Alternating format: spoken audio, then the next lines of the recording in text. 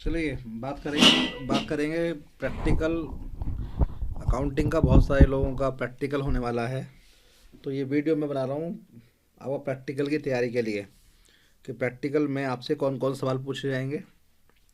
कुछ बेसिक समझ लो, fundamentals practical देने के। अकाउंटेंसी का जो प्रैक्टिकल है उसके बेसिक जो आपका फंडामेंटल्स हैं वो समझ लो।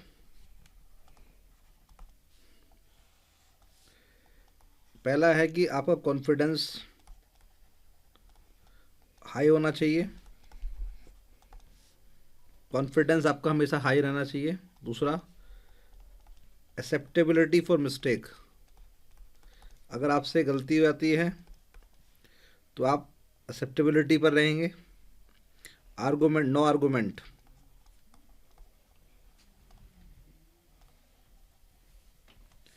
किसी सवाल का जवाब आपको नहीं आता, अगर आपको आंसर नहीं पता, no answer for a question, तो आप जवाब नहीं देंगे।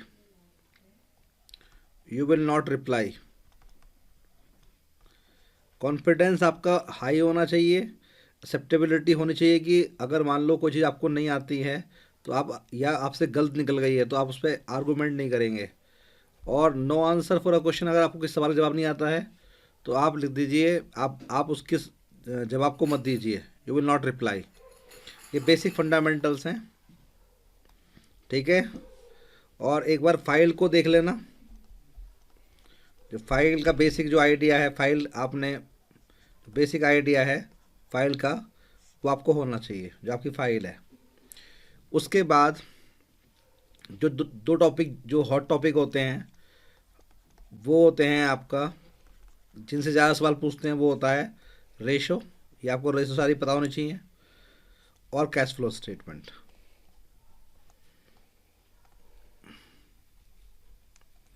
इनके बारे में पता होना चाहिए आपको बेसिकली, ठीक है। या आपको आपसे बैलेंस शीट की कुछ चीज़ पूछ सकता है। जैसे कि मैं अभी शुरू करता हूँ यहाँ पर कि वो क्या क्या पूछ सकता है आपसे ना। बेसिक बात देखते हैं। जैसे बैलेंस शीट का जो शेड्यूल है वो कौन सा है, वो है आपका हमारा थर्ड शेड्यूल है। उसके दो पार्ट हैं, पार्ट वन और पार्ट टू। पार्ट वन में उसकी बैलेंस शीट है और पार्ट टू में क्या है, आपका statement of profit and loss है।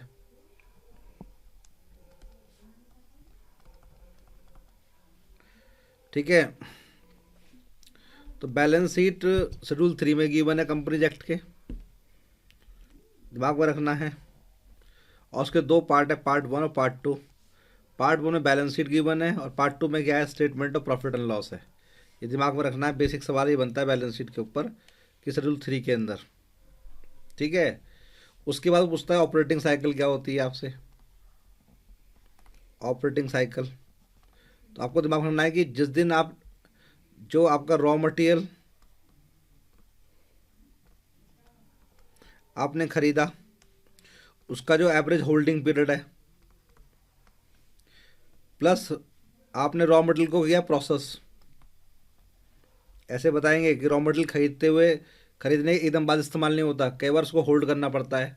रॉ मटेरियल को करना पड़ता है प्रोसेस, उसका जो एवरेज होल्डिंग पीरियड है, एवरेज प्रोसेसिंग टाइम है। एपीटी माने एवरेज प्रोसेसिंग टाइम, कि आपका जो कच्चा माल है वो पक्के माल में क्या है, एक महीने में कन्वर्ट होता है। तो रॉ मटेरियल का एवरेज होल्डिंग पीरियड, कि रॉ मटेरियल आने के बाद आप एक महीना उसको होल्ड करते हो एवरेज के अंदर। फिर एवरेज प्रोसेसिंग टाइम क्या होता है। उसके बाद आपका माल तैयार हो गया, तो average holding period for finish goods, क्योंकि माल बनते ही बिकता नहीं है कई बार। Average holding period for finish goods. फिर आपका average average period for realisation of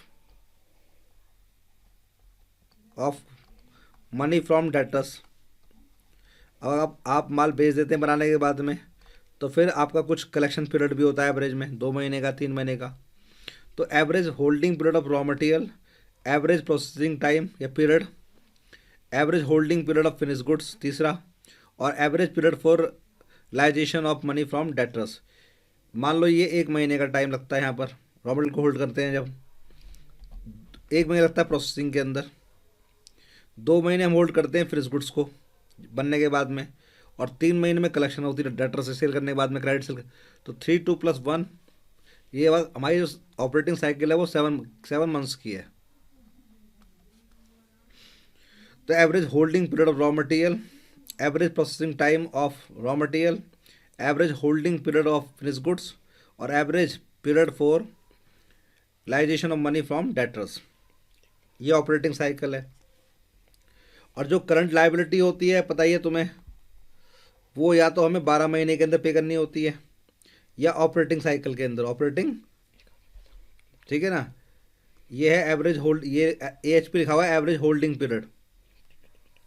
तो करंट लाइबिलिटी कौन सी होती है, जो 12 महीने पे करनी होती है या ऑपरेटिंग साइकिल के अंदर, ध्यान रखना है, ऐसे पूछ सकता है वो। ऐसी करंट एसेट्स कौन सी होती हैं, जो या तो 12 महीने के अंदर क्या है कैश में रियलाइज हो जाती हैं या ऑपरेटिंग साइकिल के अंदर, दिमाग में रखना है, ठीक है।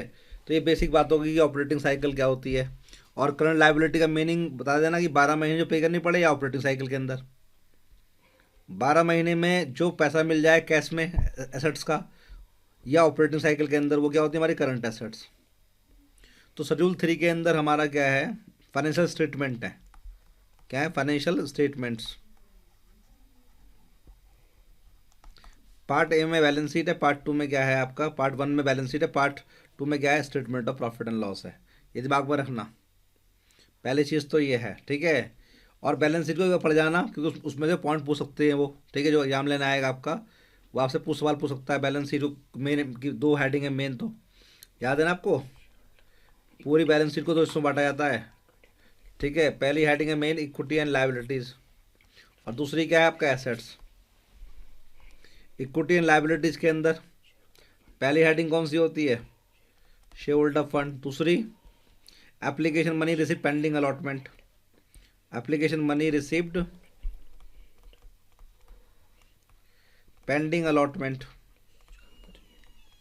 Pending allotment. और तीसरा होता है इसमें आपका नॉन करंट लाइबिलिटीज़, ठीक है। जो हमारी इक्विटी एंड लाइबिलिटीज़ है, ठीक है, उसके अंदर शेयर होल्डर फंड, पहले पहले जो है आपका शेयर होल्डर फंड उसके अंदर, ठीक है। उसके बाद ये पहली हमारी हेडिंग थी, ठीक है, ध्यान दो, ठीक है। अब ध्यान दो, चौथा हमारा बन जाएगा इसमें करंट लाइबिलिटीज़। तो पहली ये हो गई, दूसरी ये हो गई, तीसरी ये, और चौथी ये हो गई। तो शेयर होल्डर फंड में पता ही है तुम्हें, share capital, reserve and surplus, और आपका money received against share warrants, money received against share warrants. मैं शॉर्ट में करवा रहा हूँ तुम्हारे भाई जी, ताकि टाइम बच जाए। बहुत से लोगों का प्रैक्टिकल है, वो मुझसे बार बार कहते थे। सब लोग यहाँ देखो, application money receive pending allotment का मतलब ये होता है पैसा आ गया लेकिन वापस नहीं करना। इन लोगों को हम क्या करना है, हमने अलॉटमेंट ही देना है, लेकिन ईयर का एंड आ गया, इसलिए क्या है अभी अलॉटमेंट दिया नहीं है, तो पैसा कहाँ डाल दिया, application money receive pending allotment की हेडिंग के अंदर। नॉन करंट लाइबिलिटी में याद है पहली हेडिंग कौन सी होती है, लॉन्ग टर्म बोरोइंग्स, पहली होती है लॉन्ग टर्म बोरोइंग्स। दूसरी क्या होती है इसमें आपका डेफर्ड टैक्स लाइबिलिटी। तीसरी क्या होती है, अदर, आपका अदर लॉन्ग टर्म लाइबिलिटीज़, ठीक है, या अदर नॉन करंट लाइबिलिटीज़ बोल सकते हो आप। और चौथा क्या होता है, long term provision. Current liability में बताओ, शॉर्ट टर्म बोरोइंग्स, वहाँ डेफर्ड टैक्स लाइबिलिटी जैसे कुछ नहीं होती। दूसरा ट्रेड पेबल्स, तीसरा अदर करंट लाइबिलिटीज़, और चौथा शॉर्ट टर्म प्रोविजंस। तो ऐसे ध्यान रखना है इसको। एसेट्स की हेडिंग में, एसेट्स में 2 ही हेडिंग बनती हैं, एक नॉन करंट और एक,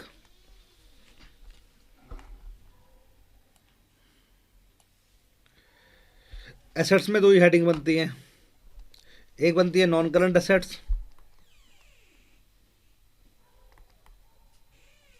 और एक बनती है हमारी current assets. Non current assets में पहले क्या बनता है, क्या बनती है हमारी फिक्स एसेट्स। उसमें टेंजिबल है, इंटेंजिबल है, ठीक है, और क्या है, कैपिटल वर्किंग प्रोग्रेस है, जो मशीन बन रही है आदि बनी है। उसके बाद क्या है, intangible assets under development, under development. दूसरी हेडिंग कौन सी है इसके अंदर, बोलते हैं इसे क्या बोलते हैं, नॉन करंट इन्वेस्टमेंट। क्या बोलते हैं, नॉन करंट इन्वेस्टमेंट। तीसरी हेडिंग कौन सी होती है? Deferred tax assets. कौन सी होती है? पहली आपका फिक्स एसेट्स, उसमें 4 हेडिंग। नॉन करंट इन्वेस्टमेंट, ठीक है, फिर डेफर्ड टैक्स एसेट्स। चौथी बोलो,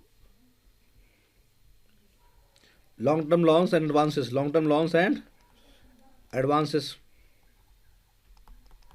और लास्ट में अदर नॉन करंट एसेट्स। क्या हुआ? अदर नॉन करंट एसेट्स, पांचवी heading, other non current assets. अब बताओ करंट एसेट्स में कौन कौन सी होंगी? पहला है करंट इन्वेस्टमेंट, पहले है करंट इन्वेस्टमेंट। दूसरी है इन्वेंट्रीज। तीसरी है आपका ट्रेड रिसीवेबल्स, ट्रेड। चौथी है cash and cash equivalent, cash and cash equivalent. पांचवी है आपका short term loans and advances, loans and advances. और लास्ट है अदर करंट एसेट्स, लास्ट है अदर करंट एसेट्स। तो बैलेंस शीट को मैंने शॉर्ट में तुम्हें करवा दिया रिवाइज। एसपीएल में तुम्हें याद होगा जो पार्ट 2 है शेड्यूल 3 का, उसमें पहला है रेवेन्यू फ्रॉम ऑपरेशन, दूसरा उसमें अदर इनकम्स है। फिर तीसरी हेडिंग बन जाएगी उन दोनों category total revenue, total revenue. फिर उसमें एक्सपेंस डालोगे। एक्सपेंस पहला कौन सा? Cost of raw material consumed, जो होता है opening stock raw material plus purchase of raw material minus closing stock of raw material. दूसरी हेडिंग क्या होती है उसमें? Purchase of stock in trade.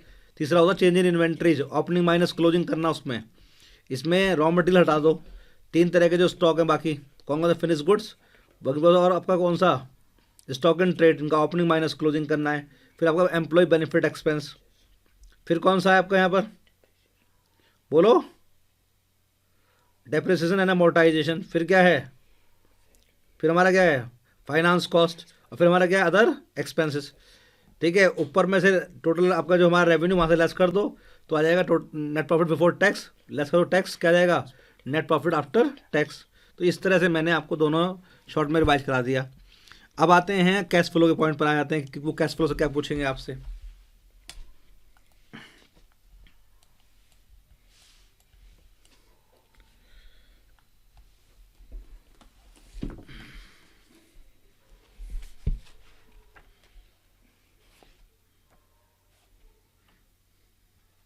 आप सब लोग क्लियर हुआ या जरा जवाब दे दो मुझे।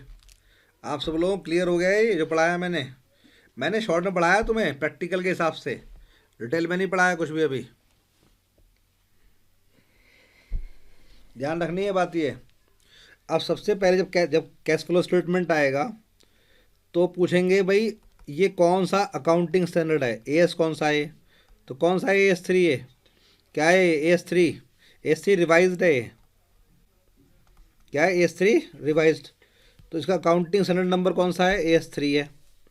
पहले पूछेंगे बताओ कैश का मतलब क्या होता है और कैश इक्विवेलेंट का मतलब क्या होता है। कैश का मतलब होता है कैश इन हैंड, और कैश एट बैंक। क्या होता है? कैश इन हैंड और कैश एट बैंक। ध्यान ना, कैश का मतलब यहाँ पर ये है। और कैश इक्विवेलेंट क्या होते हैं? Short term highly liquid investments, short term highly liquid investments. ध्यान रखना, कहीं बोल दो एसेट्स। शॉर्ट टर्म है, हाईली लिक्विड है, इन्वेस्टमेंट है, ठीक है। Short term highly liquid investments subject to insignificant, मतलब जब इनको हम कैश में कन्वर्ट करेंगे, insignificant risk of changes in value. कल को हम इन्हें कैश में कन्वर्ट करने गए तो इनकी वैल्यू में ज़्यादा गिरावट नहीं आएगी, इनसिग्निफिकेंट चेंज आएगा बस। Insignificant risk of changes in value. और एक बात दिमाग में रखना, जो भी हमारा कैश इक्विवेलेंट होता है उसका मैच्योरिटी पीरियड कितना होता है? कैश इक्विवेलेंट उन्हीं बोलते हैं इन्वेस्टमेंट्स को शैल have maturity period of less than, ध्यान ना, आपका पीरियड ऑफ 3 months और लेस देन 3 months, और लेस देन 3 months। मतलब कैश इक्विवेलेंट उन्हें बोला जाएगा इन्वेस्टमेंट को जिनका मैच्योरिटी पीरियड 3 महीने होगा या उससे कम होगा। अगर किसी भी इन्वेस्टमेंट का मैच्योरिटी पीरियड क्या है 3 महीने से ऊपर हो जाए, समझ जाना वो कैश इक्विवेलेंट नहीं है। वो तुमसे पूछेंगे बताना तुम्हारे कोर्स के हिसाब से कैश इक्विवेलेंट क्या है, तो आप बोल देना करंट इन्वेस्टमेंट या शॉर्ट टर्म इन्वेस्टमेंट, या इसको बोलते हैं मार्केटेबल सिक्योरिटीज। क्या बोलते हैं? Marketable securities. क्या बोलते हैं? Marketable securities. ध्यान रखनी है। तो कैश का मतलब कैश इन हैंड और कैश एट बैंक, और कैश इक्विवेलेंट का मतलब क्या होता है? Short term highly liquid investment subject to insignificant risk of change in value. Cash equivalents shall have maturity period of 3 months और लेस। ठीक है, ध्यान रखना, 3 months और लेस, ध्यान रखनी है बात। और इनको बोलते हैं मार्केटेबल सिक्योरिटीज या करंट इन्वेस्टमेंट। तो ये तुमसे सवाल पूछ सकता है वो। अब फिर तुम्हें वो एक दो एक्टिविटी पूछ सकता है।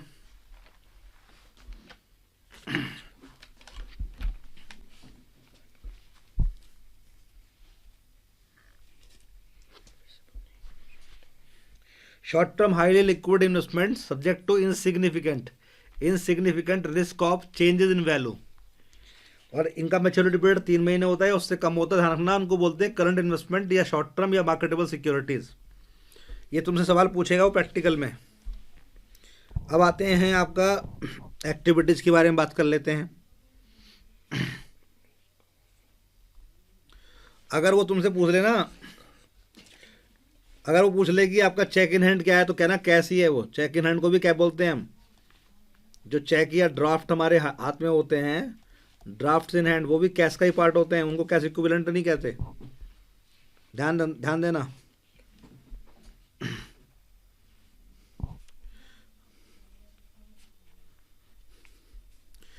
तो ये हमारे आप कैश का ही हिस्सा है, ये भी चेक इन हैंड और आपका।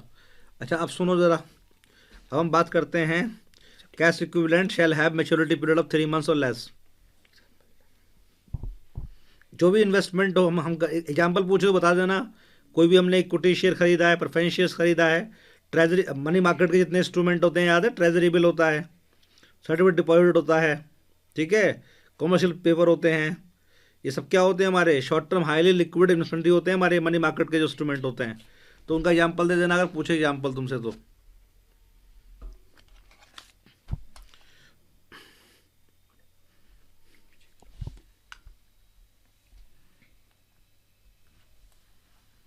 अब समझो एक्टिविटीज़, जो 3 एक्टिविटीज़ के बारे में सवाल पूछ सकता है वो आपसे। 3 एक्टिविटीज़, ये है हमारी ऑपरेटिंग एक्टिविटीज़, इन्वेस्टिंग एक्टिविटीज़ और फाइनेंसिंग एक्टिविटीज़।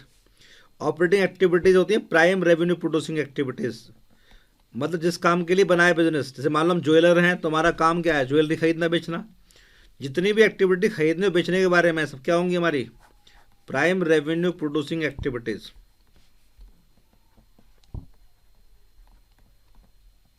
ये जो होती हैं रिकरिंग होती हैं, ये रिकरिंग एक्टिविटीज़ होती हैं, रोज़ रोज़ करना पड़ता है इन एक्टिविटीज़ को, ठीक है। मतलब ये हमारे बिजनेस से रिलेटेड हैं, टू आर बिजनेस डायरेक्टली। जो हमारा बिजनेस है उससे जुड़ी हुई चीज़ें जो हैं वो आपको कौन सी एक्टिविटी में आती हैं? आपका ऑपरेटिंग एक्टिविटीज़ के अंदर। ये मेन हमारा काम यही है। एक बिल्डर काम क्या होता है? फ्लैट खरीदना बेचना। तो उसके लिए फ्लैट खरीदना, ज़मीन खरीदना, सब क्या है? ऑपरेटिंग एक्टिविटी है। एक बैंक के लिए बताओ, एक बैंक के लिए आपका लोन लेना, बोरोइंग करना, आपका लेंडिंग करना, इंटरेस्ट रिसीव करना, ठीक है, इंटरेस्ट पे करना, सब क्या है? ये एक बैंक के लिए, एक फाइनेंस कंपनी के लिए क्या है? Operating activity. क्योंकि बैंक का काम क्या है? बोरोइंग और लेंडिंग काम ही है, इंटरेस्ट को रिसीव करना और पे करना ही है। तो ये सारी एक्टिविटी क्या है उसके लिए ये ऑपरेटिंग एक्टिविटीज़ हैं। लेकिन अगर एक नॉन फाइनेंस कंपनी है,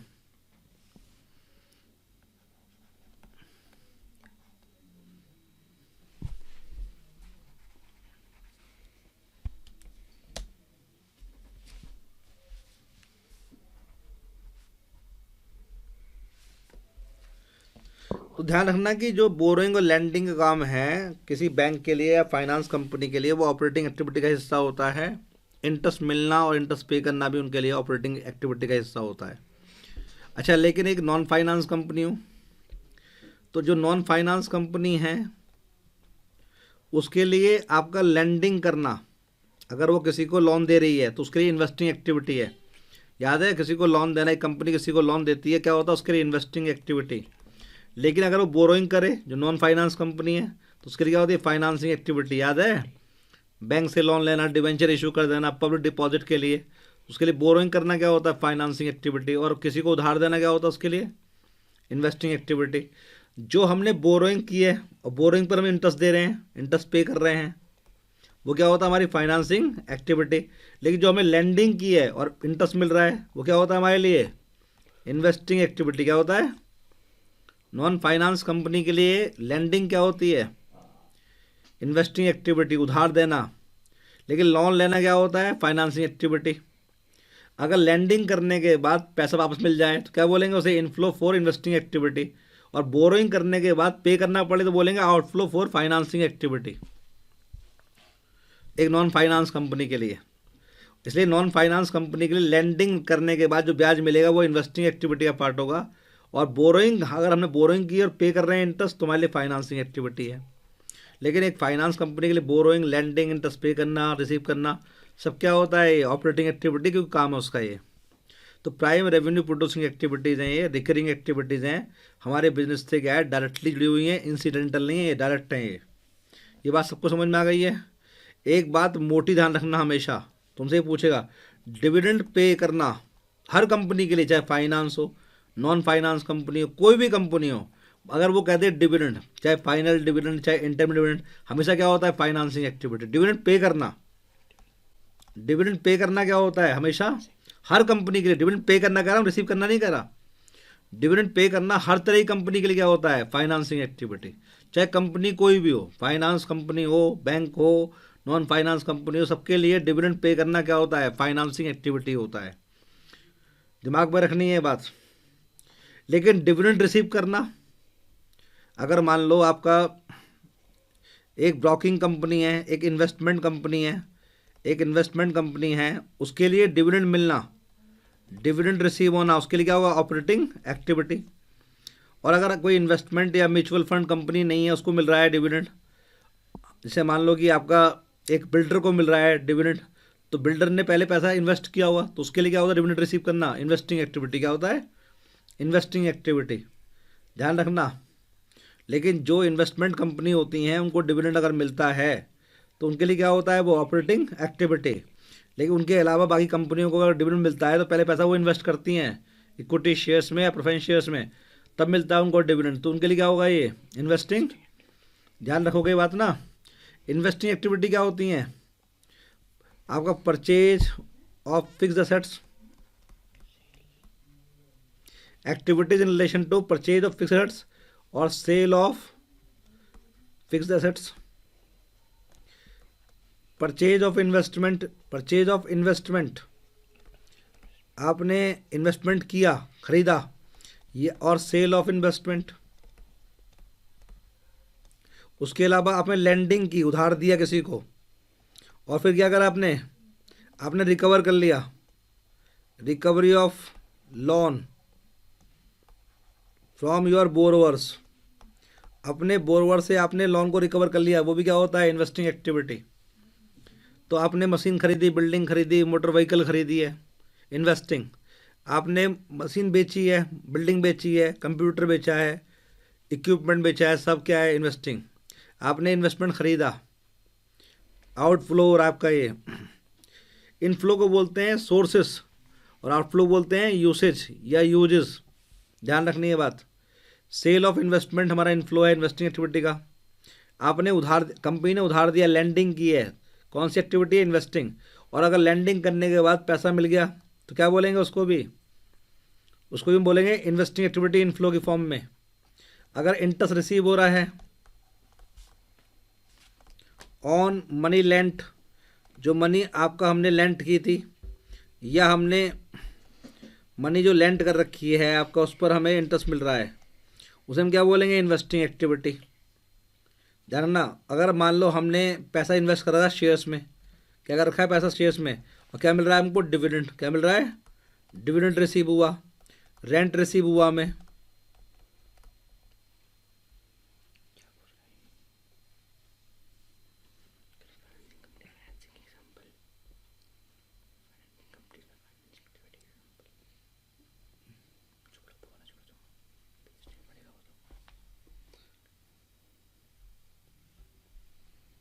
फाइनेंसिंग कंपनी में फाइनेंसिंग एक्टिविटी एग्जाम्पल दिया तो है। अरे फाइनेंसिंग कंपनी विवोर शेयर्स इशू नहीं करती क्या? अभी आ तो रहे हैं फाइनेंसिंग एक्टिविटी में, बात करेंगे उसके बारे में। पहले यहाँ देखो जरा,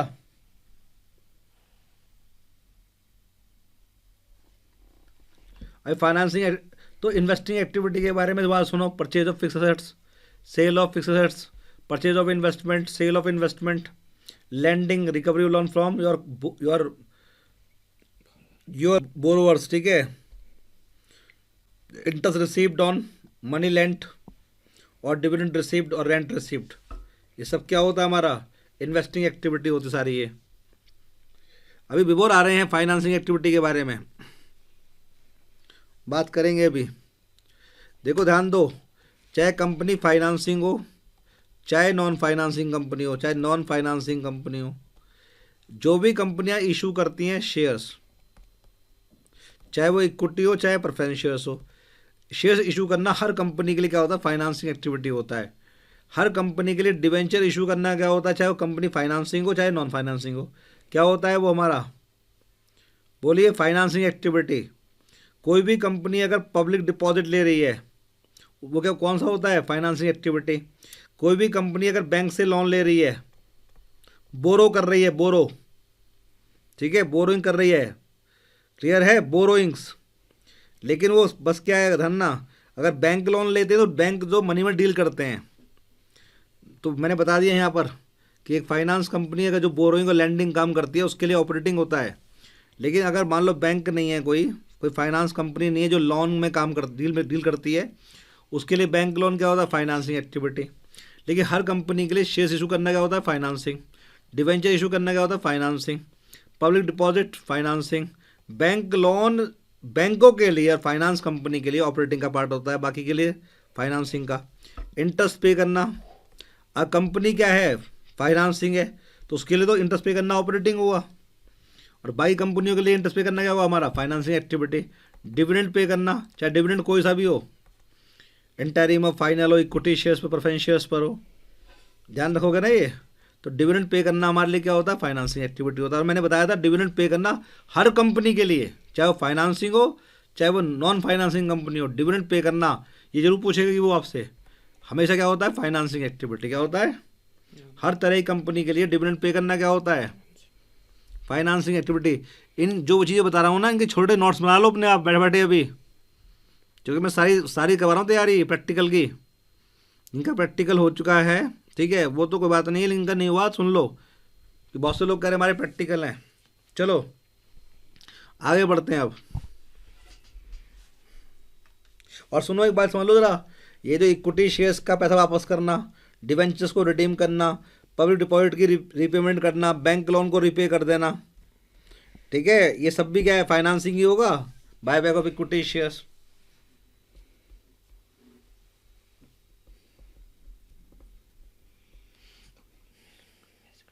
कंपनी इन्वेस्ट करने वाली हो तो उसके उसके लिए उसके लिए अरे कंपनी इन्वेस्टमेंट करने वाली हो तब भी तो निकालती है शेयर्स। शेयर्स निकाले जाते हैं इशू करने के लिए, कैपिटल लेने के लिए।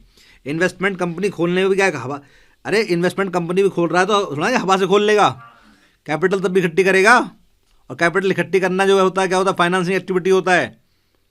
चाहे इन्वेस्टमेंट कंपनी हो चाहे आपका नॉन फाइनेंस कंपनी कोई भी हो, सबके लिए issue of debentures, issue of shares जो है, अगर मान लो कैपिटल लाने के लिए इशू किया रहे हैं तो बाबू मेरे वो फाइनेंसिंग ही हुआ। बात समझ में आ रही है। केवल आपका उस इन्वेस्टमेंट कंपनी के लिए शेयर्स खरीद, आप इन्वेस्टमेंट कंपनी का मतलब ये होता है, बिफोर तू बात समझ नहीं रहा, पहले वो परचेज करती है शेयर्स, फिर सेल करती है शेयर्स। काके मैं यहाँ इशू की बात कर रहा हूँ, इशू की। हम कंपनी बनाने के लिए क्या कर रहे हैं, प्राइमरी मार्केट में इशू कर रहे हैं, डिबेंचर इशू कर रहे हैं।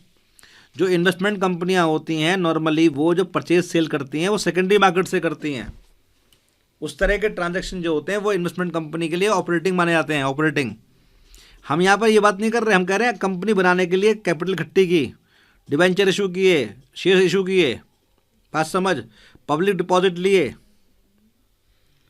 बात समझ में आई है? ये तीनों एक्टिविटी क्लियर हो गई हैं सबको? अब मैं कोई डिफ़िकल्ट एग्जाम्पल लूँगा, डिफ़िकल्ट एग्जाम्पल लूँगा, आप उनको समझो ज़रा।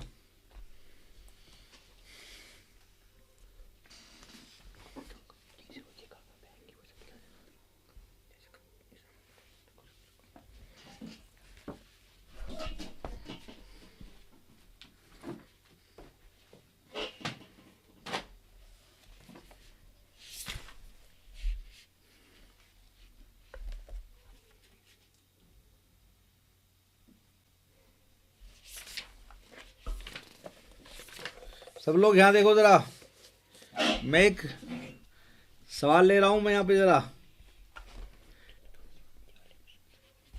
ठीक है? सवाल ले रहा हूँ मैं,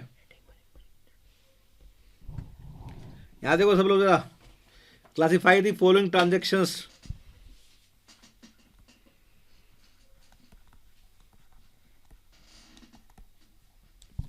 under operating, investing and financing. और दोनों दोनों तरह के जो एंटरप्राइज मानना, पहले मानना फाइनेंस कंपनी के लिए क्या होगा और जो नॉन फाइनेंस है, ठीक है? अब तुम बताना है मुझे। पहला पॉइंट है purchase of securities by a company. Purchase of securities by a company, बताओ जल्दी से। एक कंपनी को मान लें हम फाइनेंशियल एंटरप्राइज मान लें, अगर एक कंपनी को मानते हैं फाइनेंशियल एंटरप्राइज, तो फिर क्या होगा? अगर वो सिक्योरिटी खरीद रही है एक कंपनी जो है, और मैं कहता हूँ कि उसका सिक्योरिटी खरीदने और बेचने का काम है, तो आप क्या कहोगे उसे? बोलो।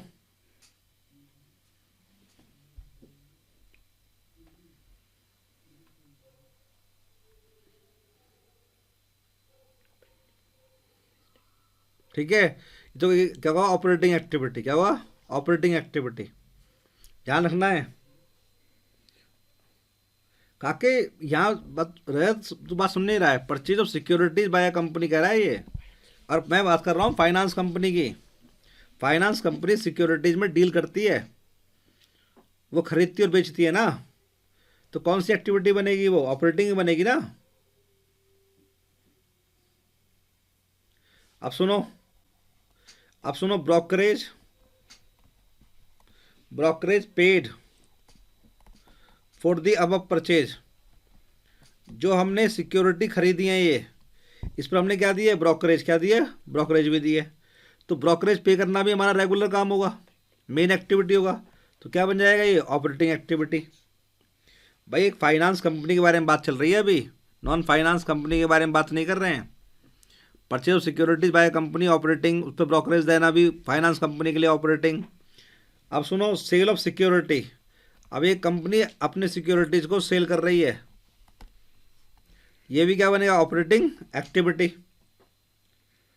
फिर उसको डिविडेंड मिला, dividend and interest received. Finance company है भी एग्जाम्पल में, डिविडेंड रिसीव हुआ उसको और इंटरेस्ट रिसीव हुआ, तब भी क्या है आपका? इन सिक्योरिटीज पर उसको इंटरेस्ट मिला और डिविडेंड मिला, तब भी क्या है आपका? लेकिन अगला पॉइंट चेंज कर रहा हूं मैं, यहां देखो जरा। Dividend paid to shareholders. बोलो, मैंने अभी कहा था डिविडेंड चाहे कोई पे करे, चाहे वो कंपनी फाइनेंस कंपनी हो चाहे कोई भी हो, क्या होता है वो? Financing activity. डिविडेंड किसको पे कर रहे हैं? अपने शेयर होल्डर्स को, जिनसे मैंने कैपिटल ली थी। तो डिविडेंड पे करना हर कंपनी के लिए क्या होता है? Financing activity. 6 पॉइंट समझो, इंटरेस्ट पेड ऑन बोरोइंग्स। अब देखो यहाँ पे कह रहा है, सुनो, इंटरेस्ट पेड ऑन बोरोइंग्स। अगर एक फाइनेंस कंपनी है ये, ठीक है, फाइनेंस कंपनी के लिए बोरोइंग्स और लैंडिंग क्या होता है? उसका रेगुलर काम होता है। तो ये भी क्या बन जाएगा आपका? Operating activities. बात समझ में आ रही है? 7 समझो, लोन्स एंड एडवांसेस, वो किसी को लोन दे रही है कंपनी, क्या बनेगा ये भी? Operating activity. और वो लोन लेगी, अगर अगर वो लोन लेगी तब भी क्या बनेगा? Operating activity. तो उसके लिए लोन लेना भी ऑपरेटिंग है, लोन देना भी ऑपरेटिंग है।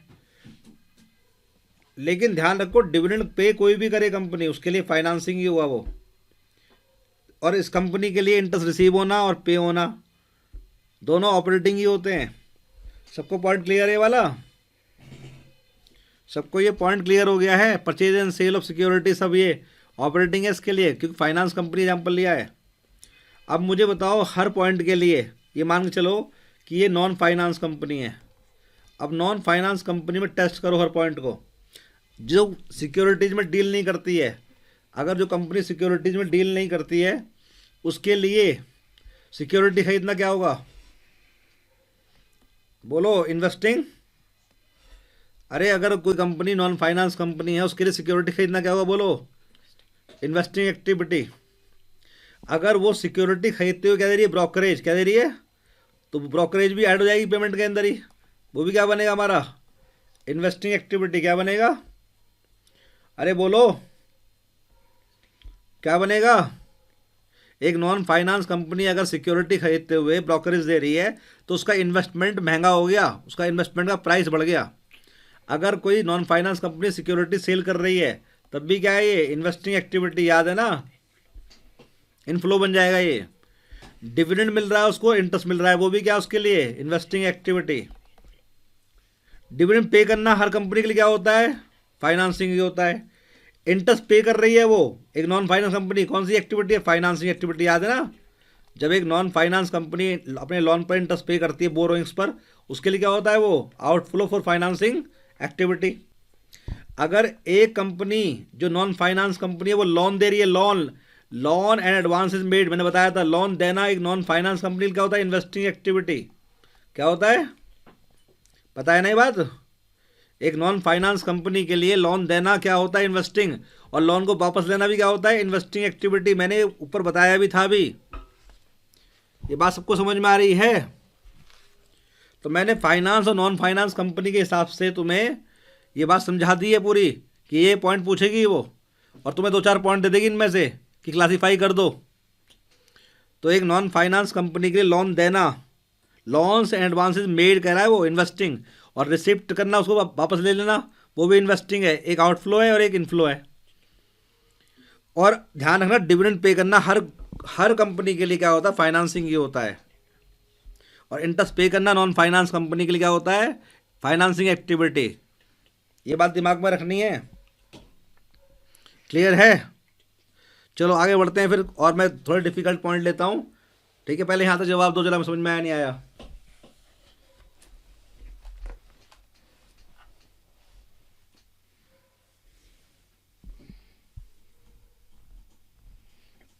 इसको ऊपर कर।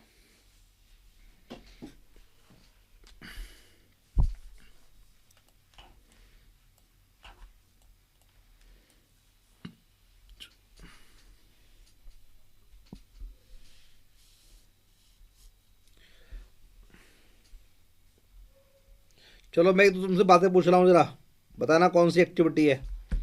अगर मैं कहूँ कैश डिपॉजिटेड इनटू बैंक,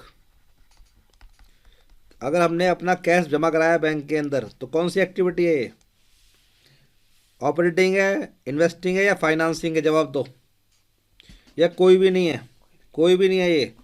आप जानते हैं कैश को बैंक में जमा करना, कैश से कैश में गया। अभी मैंने कैश का मतलब बताया था, cash in hand, cash at bank, याद है? ये कोई एक्टिविटी नहीं है। कैश विड्रॉन फ्रॉम बैंक, ये आपका यस का सवाल जवाब सही है। ज़्यादातर लोगों ने जवाब सही दिया है। Cash withdrawn from bank. Sir financing company के लिए इन्वेस्टिंग एक्टिविटी क्या होगी? सुनो, रायत का एक सवाल है, रायत का एक सवाल है कि एक फाइनेंसिंग कंपनी के लिए इन्वेस्टिंग एक्टिविटी क्या होगी? अगर एक आपका फाइनेंसिंग कंपनी बिल्डिंग खरीदे, रजत, एक फाइनेंसिंग कंपनी अगर बिल्डिंग खरीदे, अपने बैंक कंप्यूटर खरीद ले, तो उसके लिए क्या बन जाएगी? वो इन्वेस्टिंग एक्टिविटी। एक फाइनेंसिंग कंपनी भी तो मशीन खरीद सकती है, बिल्डिंग खरीद सकती है, बिल्डिंग बेच सकती है फाइनेंसिंग कंपनी भी। तो उस केस में उसके लिए क्या बन जाएगी, वो इन्वेस्टिंग एक्टिविटी। बात समझ में आ गई। एक फाइनेंसिंग कंपनी बिल्डिंग खरीदती है, मशीन खरीदती है, बेचती है, तो उसके लैंड खरीदती है, बेचती है, उसके लिए क्या बन जाएगी, वो इन्वेस्टिंग एक्टिविटी। ये बात समझ में आ गई। कैश विड्रॉन फ्रॉम बैंक,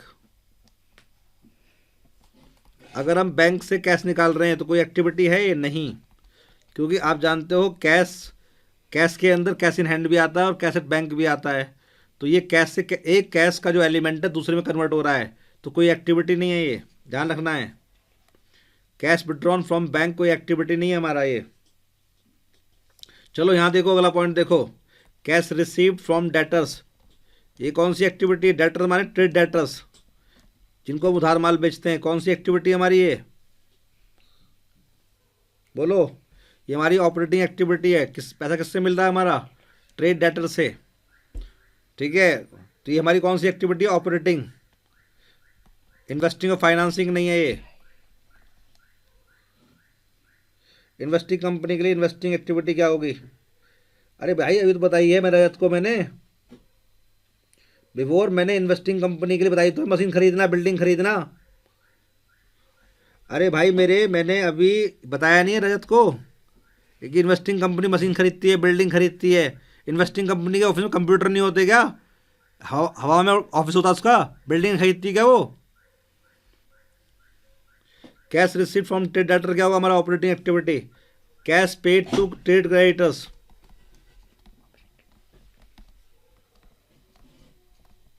कौन सी एक्टिविटी हमारी, ऑपरेटिंग। ना इन्वेस्टिंग है ना फाइनेंसिंग है। ये सब बातें नोट कर लो। कैश समझ में आ गया। Cash paid to vendor of machinery, machinery बेचने वाले वेंडर को कैश पे करा है, कौन सी एक्टिविटी है, ऑपरेटिंग तो नहीं है ये, ना फाइनेंसिंग है। क्या है हमारी ये, इन्वेस्टिंग एक्टिविटी। नेक्स्ट लिखो, कैश रिसीव्ड, हमारा काम नहीं मशीन खरीदने बेचने का। Cash received from buyer of old machinery, हमें ओल्ड मशीनरी बेच करके बायर से पैसा मिला है, कौन सी एक्टिविटी है ये, ऑपरेटिंग तो नहीं है, ना फाइनेंसिंग है। क्या है हमारा ये, ठीक है, मशीन को सेल कर दिया। ये मैं एग्जाम्पल दे रहा हूँ तुम्हें, तुमसे वो ऐसे सवाल पूछेगी अचानक तुमसे। यहाँ देखो, आपका issue of shares for purchase of machinery, हमने मशीन खरीदने बदले क्या कर दिए, शेयर इशू कर दिए। ये ट्रांजैक्शन क्या है हमारा, नॉन कैश। क्या है, किसी एक्टिविटी में नहीं आएगा ये। हमने शेयर्स दिए और मशीन ले ली, इसमें कैश एंड कैश इक्विवेलेंट है ही नहीं कोई भी।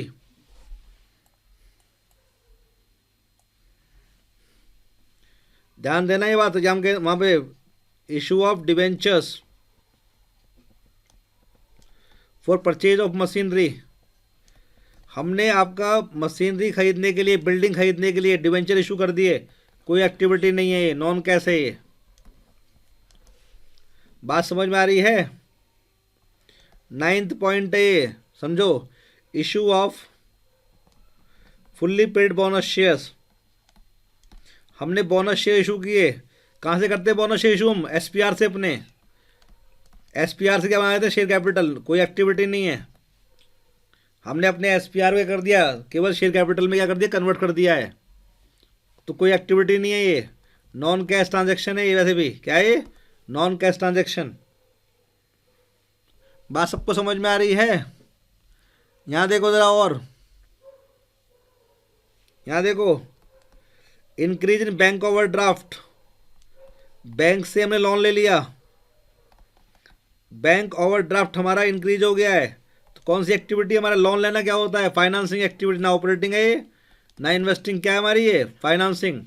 बैंक ओवरड्राफ्ट हमारा लोन ही होता है बैंक से, तो कौन सी एक्टिविटी में आता है ये, ठीक है, ध्यान रखनी है ये बात। यहाँ देखो सब लोग जरा, अगला पॉइंट देखो, राइटिंग ऑफ बैड डेट्स,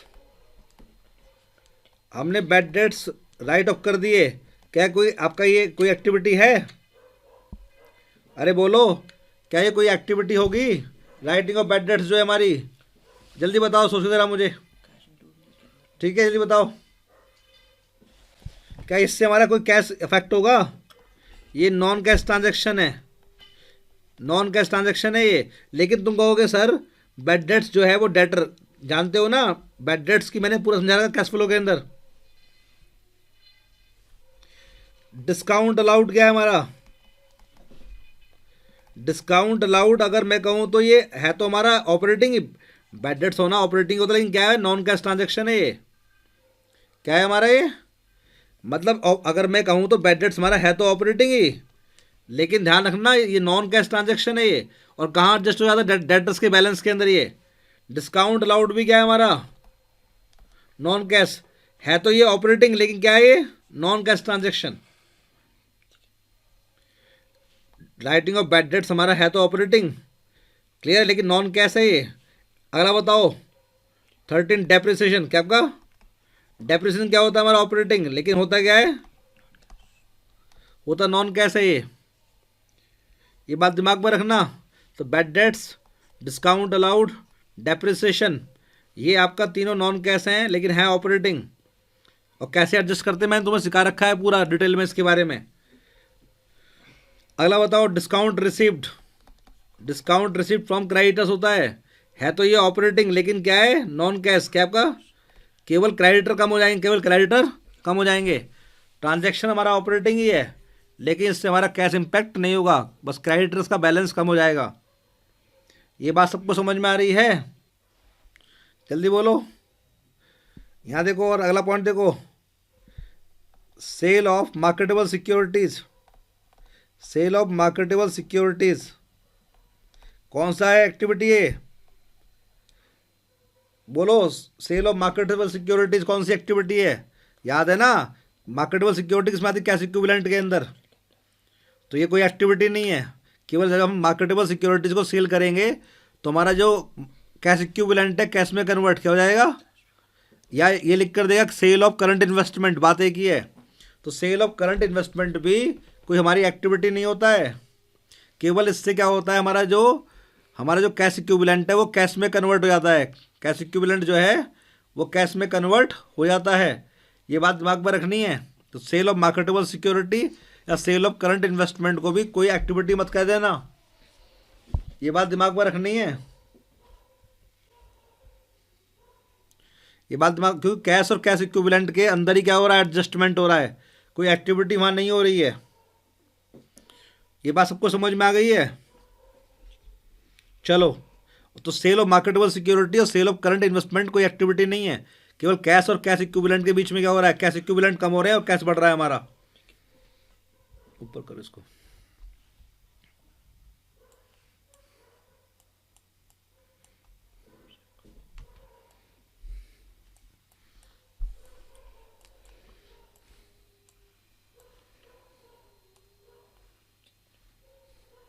यहाँ देखो, टैक्स के बारे में बात कर लेते जरा। अगर वो सिंपल कहे payment of income tax, payment of income tax कौन सी एक्टिविटी है? Operating activity. अगर वो कहे payment of capital gain tax, capital gain tax देना पड़ता है हमें मशीन या बिल्डिंग बेच करके, कौन सी एक्टिविटी है? Investing activity. अगर वो कहे कॉर्पोरेट डिविडेंड टैक्स,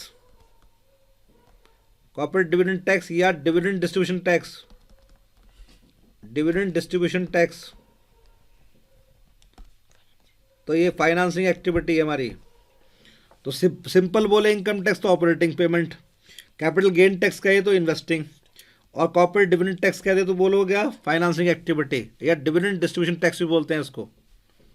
ये बात दिमाग में रहेगी ना? ये सब बातें कैश फ्लो के टॉपिक में ध्यान रहेगी ना तुम्हें? अभी बता रहा हूँ बिफोर में ओपनिंग एंट्री क्लोजिंग एंट्री, ठीक है। तो ये हमारा हुआ कैश फ्लो का टॉपिक जो है आपका, हमने इस तरह रिवाइज किया, ठीक है ना। और दिमाग में रखना कि डेप्रिसिएशन जो होता है, अच्छा बहुत से पता बच्चे क्या करते हैं, उनसे पूछेंगे writing of goodwill, writing of goodwill कौन सी एक्टिविटी है? तो बहुत से नालायक ऐसे होते हैं, इसको ऑपरेटिंग बोल देते हैं। क्या बोल देते हैं?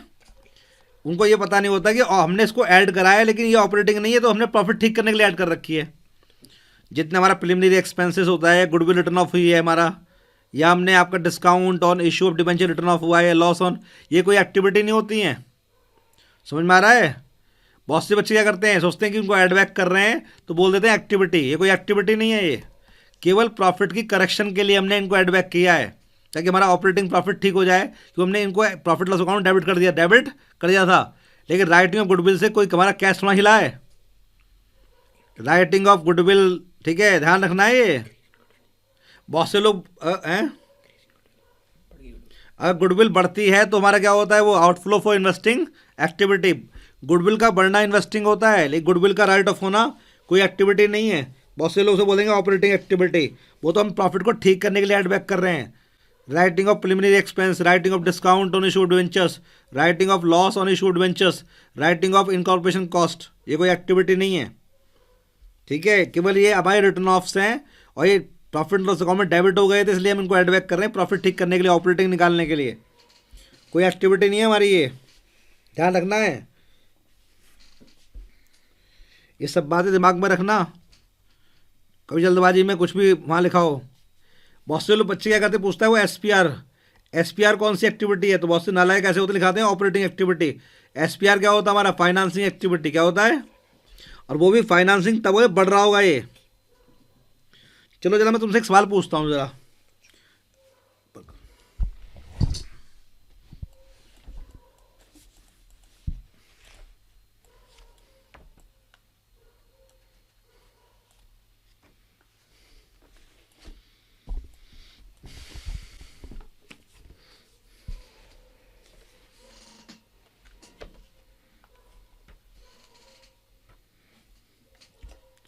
मैं तुमसे एक सवाल पूछता हूँ, उसका जवाब दो जरा मुझे। मुझे बताओ कॉल्स इन एरियस अकाउंट क्या होता है, डेबिट होता है क्रेडिट होता है, ओपन होता है तो जल्दी बताओ मुझे ज़रा। Calls in areas account debit होता है क्रेडिट होता है, बताना ज़रा मुझे।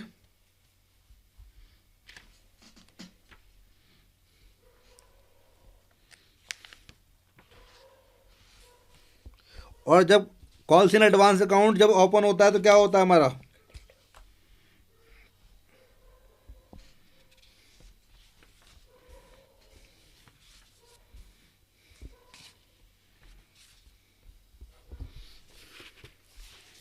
अब सुनो एक सवाल सुनो जरा यहाँ पर।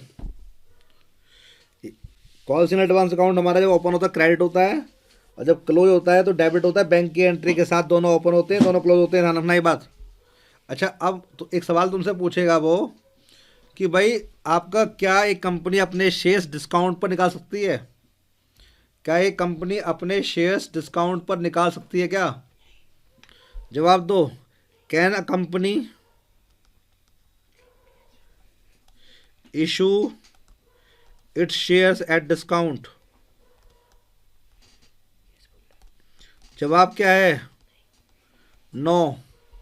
वो तुमसे ये पूछ लेगा साथ साथ, ध्यान रखना है कि वो तुमसे ये पूछ लेगा कि ये कौन सा सेक्शन है कंपनी एक्ट का, तो लिख कर आओगे सेक्शन 53। कौन सेक्शन है ये? सेक्शन 53 है ये, दिमाग में रखनी है ये बात। अगर वो तुमसे पूछ ले कि बताओ कौन से सेक्शन में लिखा हुआ है कि एक कंपनी अपने शेयर्स को डिस्काउंट पर इशू नहीं कर सकती है, तो आप बताओगे सेक्शन 53। फिर वो पूछेगा क्या कोई केस ऐसा होता है जहां पर कंपनी डिस्काउंट दे सकती है? हाँ, if the shares are issued to employees,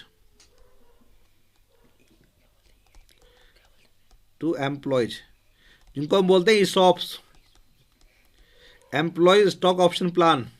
employ stock माने शेयर्स, ऑप्शन प्लान, ठीक है। ईसॉप जो है, ईसॉप हम देते हैं एम्प्लॉयज को रिटेन करने के लिए, ताकि हमारी कंपनी छोड़े ना वो, हम उन्हें सस्ते दे देते हैं शेयर्स, ठीक है। लेकिन यहाँ डिस्काउंट भी मार्केट प्राइस के हिसाब से दिया जाता है, ना कि फेस वैल्यू के हिसाब से, मैंने बताया था क्लास में। Can a company issue shares at premium? बोलो, क्या कंपनी अपने शेयर्स को प्रीमियम पे इशू कर सकती है? आंसर है यस। कौन सा सेक्शन? इससे एक कम कर दो ऊपर वाले से, कौन सा? सेक्शन 52, कहना company issue shares at premium. जवाब लिख के लिखोगे यस।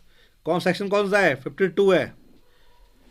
फिर वो पूछेगा तुमसे कि बताओ कितना प्रीमियम होता है, कितना प्रीमियम हो सकता है। तो नो लिमिट, प्रीमियम की कोई लिमिट नहीं होती है, लेकिन इतना बताना होता है। लॉ में इतना लिखा है वेयर टू यूटिलाइज, प्रीमियम कहाँ इस्तेमाल करना है, ये लॉ में लिखा हुआ है। कोई लिमिट नहीं है, कितना भी एक कंपनी चाहे तो प्रीमियम ले सकती है, उसी कोई लिमिट नहीं है। लेकिन प्रीमियम का इस्तेमाल कहाँ होता है? इस सेक्शन के मुताबिक।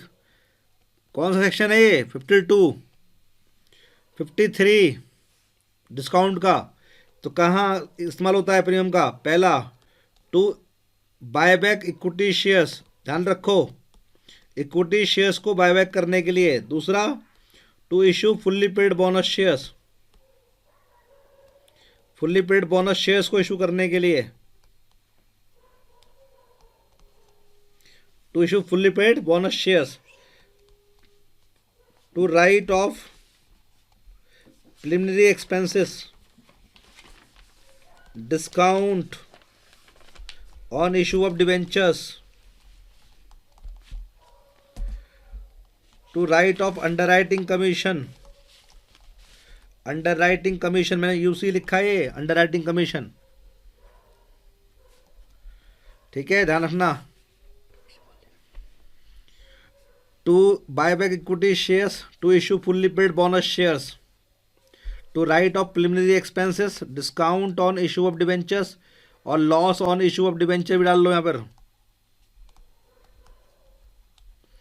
To write off underwriting commission, underwriting commission को भी राइट ऑफ करने के लिए आप एसपीआर का इस्तेमाल कर सकते हैं, ध्यान रखना है।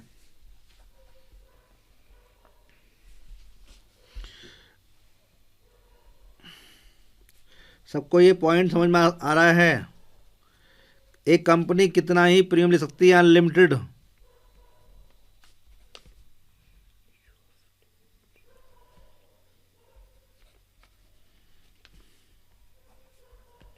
ध्यान दो जरा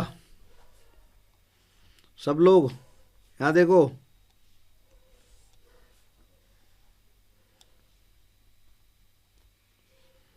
यहाँ देखो सब लोग। Can a company issue debentures at discount? Answer yes.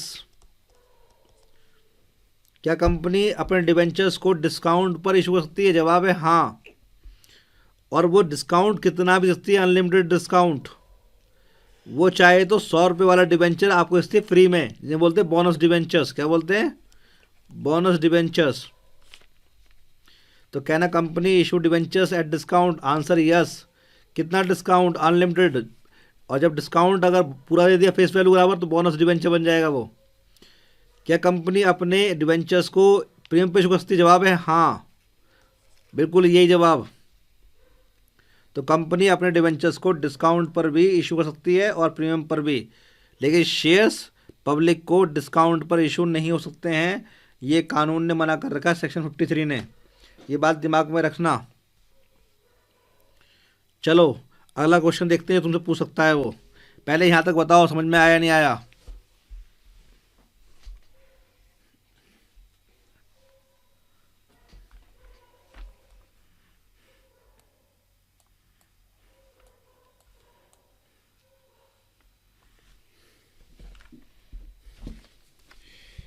यहाँ ध्यान दो जरा सब लोग, ध्यान दो।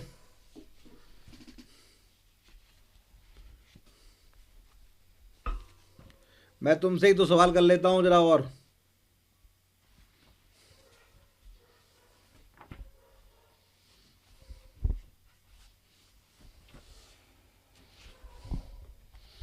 तो आपका सेक्शन ध्यान रखना, ये जो बताए थे मैंने अभी, कहीं भूल जाओ इन सेक्शन को, ठीक है? भूलना मत इनको, इनको भूलना मत। अब आ जाओ, तो एक क्वेश्चन पूछेगी वो डीआरआर के बारे में, डिवेंचर रिडम्पशन रिजर्व के बारे में पूछ लेगी सवाल आपसे। सबको याद है कितना बनता है ये डीआरआर, और डीआरआई कितना बनता है? डिवेंचर रिटर्न जो कितना बनता है,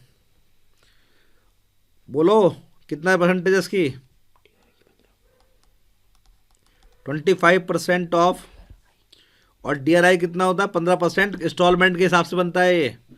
और डिवेंचर रिटर्न जो क्या बनता है, टोटल के हिसाब से, याद है।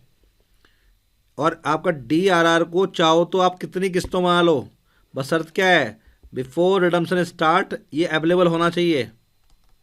ये जो परसेंटेज है मिनिमम है, ये पूछे ना, ये मिनिमम है मैक्सिमम है, तो क्या बोलोगे, ये मिनिमम है।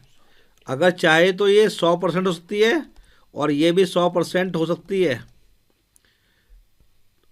ठीक है। और जो आपका DRI है वो किस्त के हिसाब बनता है, फेस वैल्यू कितना, 15%, उतनी फेस वैल्यू का जितनी हम क्या है किसी ईयर में रिडीम करने जा रहे हैं। कब तक, अप्रैल के महीने के एंड तक, अप्रैल 30 तक किसी फाइनेंशियल ईयर के। ध्यान रखोगे नहीं बात।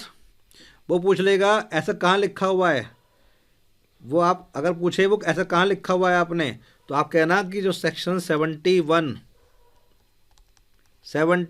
सबसेक्शन 4 है इसको लिख लो, इसमें ऐसा लिखा हुआ है, ये सारे प्रोविज़न यहाँ दिए हुए हैं।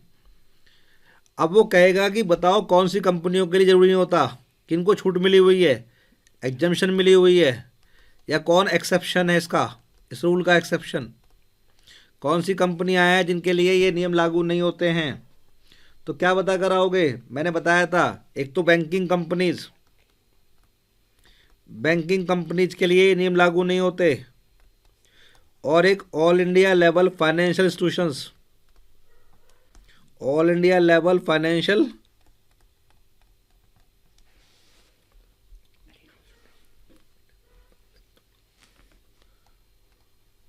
All India level financial institutions regulated by RBI, इनके लिए। और तीसरा केस, अगर डिवेंचर रिडीम हो रहे हैं bye conversion, debenture redeemed bye conversion, अगर डिवेंचर को रिडीम कर रहे हैं बाय कन्वर्जन, तो इन 3 केस में DRR और DRI कंडीशन लागू नहीं होती है। DRR बनाते हैं आपका 25% ऑफ टोटल फेस वैल्यू और बन जाना चाहिए बिफोर रिडम्पशन स्टार्ट्स। DRI बनता है हर किस्त के हिसाब से, ये जो परसेंटेज है मिनिमम है, मैक्सिमम नहीं है।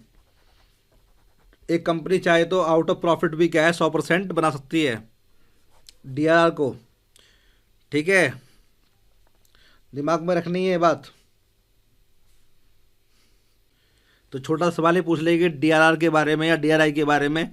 और 3 छूट है यहाँ पर, एग्जम्पशन है, बैंकिंग कंपनीज की जरूरी नहीं है, all India level financial institutions regulated by RBI, और डिवेंचर जब रिडीम होते हैं बाय कन्वर्जन, मतलब कैश देना नहीं पड़ता, जब उन्हें कन्वर्ट कर देते हैं, तो उस केस में भी हमें क्या है, DRR और DRI नहीं चाहिए होता है। ये बात ध्यान रखोगे। चलो अब मैं तुम्हें एक सवाल और बताता हूँ, जल्दी जल्दी हम ख़त्म करते हैं इसको, फिर मैं एंड में तुम्हें जाते जाते एक बार रेशो कराऊंगा रिवाइज। आगे बढ़ा भाई इसको, bye conversion, debenture redeemed bye conversion वाले केस में भी DRR और DRI नहीं चाहिए होता। चलो यहाँ देखो, एक सवाल देखो यहाँ पर जरा, वो तुमसे पूछेंगे कि एक प्राइवेट कंपनी और पब्लिक कंपनी, इसे बोलते हैं प्राइवेट लिमिटेड, और ये होती है हमारी लिमिटेड। पब्लिक कंपनी क्या बोलते हैं, लिमिटेड कंपनी। मिनिमम मेंबर कितने होते हैं, मिनिमम मेंबर कितने होते हैं इसके अंदर, नंबर ऑफ मेंबर 2, और मैक्सिमम कितने होते हैं 200, कितने होते हैं, लेकिन नॉट इंक्लूडिंग एम्प्लॉयज़। अगर एम्प्लॉयज़ ने शेयर ले रखे होते हैं, not including employee cum shareholders, अगर किसी एम्प्लॉय के पास शेयर्स भी होते हैं तो उन्हें काउंट नहीं करते 200 में। अगर मान लो एक्स हमारी कंपनी का एम्प्लॉय भी है और वो शेयर होल्डर भी है, तो इन 200 की लिमिट में एक्स काउंट नहीं होगा। तो मिनिमम नंबर ऑफ मेंबर कितने होते हैं 2, और मैक्सिमम कितने होते हैं 200। एक लिमिटेड कंपनी में मिनिमम कितने होते हैं 7, और मैक्सिमम कोई लिमिट नहीं होती, नो लिमिट। ध्यान रखोगे। वो पूछेंगे OPC में कितने मेंबर होते हैं 1, एक मेंबर होता है 1 पर्सन कंपनी के अंदर, क्या होता है, और एक होता है नॉमिनी, क्या होता है वन पर्सन कंपनी में एक मेंबर होता है, एक क्या होता है, नॉमिनी। ध्यान रखोगे, वन पर्सन कंपनी माने ओपीसी, एक मेंबर होता है उसमें, और उसमें एक ही क्या होता है, नॉमिनी। पब्लिक में 7 होते हैं मिनिमम, और मैक्सिमम कोई लिमिट नहीं होती है।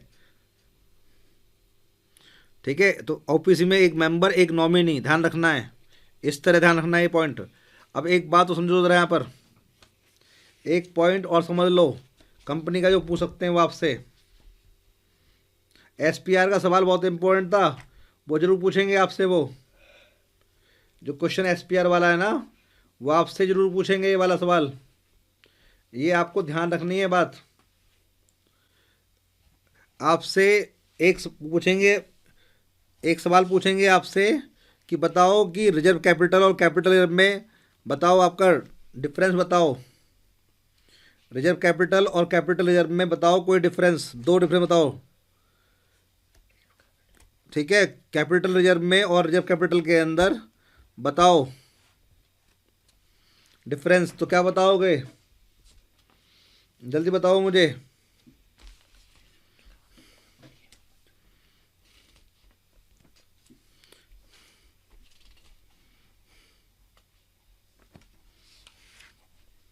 बोलो जल्दी से मुझे, जल्दी बताओ मुझे।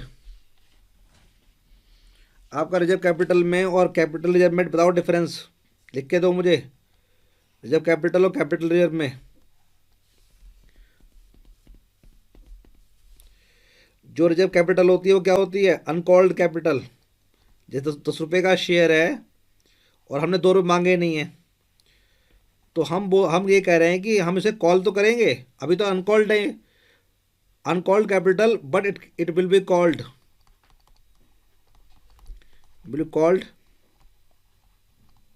Eight the time of winding up, eight the time of winding up, जब कंपनी बंद होगी तभी कॉल करेंगे इसको। ये जो रिजर्व कैपिटल होती है इसे क्या बोलते हैं, uncalled capital in the life time of company, but it will be called eight the time of its binding up. जब कंपनी का बंद होने का समय आएगा तब ये पैसा मांगेंगे। ठीक है, तो इसे मांग सकते हैं हम इसको, लेकिन कब मांगेंगे इसको, इट इज अनकॉल्ड कैपिटल।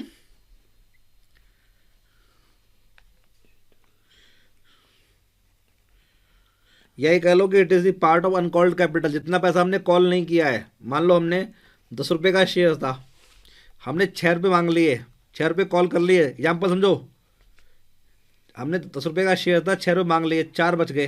फिर हमने ये कहा कि भाई 4 में से आगे हम 2 तो मांग लेंगे, और 2 मांगेंगे कंपनी के बंद होने के टाइम पर। जो कंपनी के बंद होने के टाइम मांगेंगे वो क्या है हमारा, वो हमारा क्या है, रिजर्व कैपिटल। क्या आपका, तो it is the part of, ये अनकॉल्ड कैपिटल है अभी हमारी, it is the part of uncalled capital which we call at the time of winding off the company.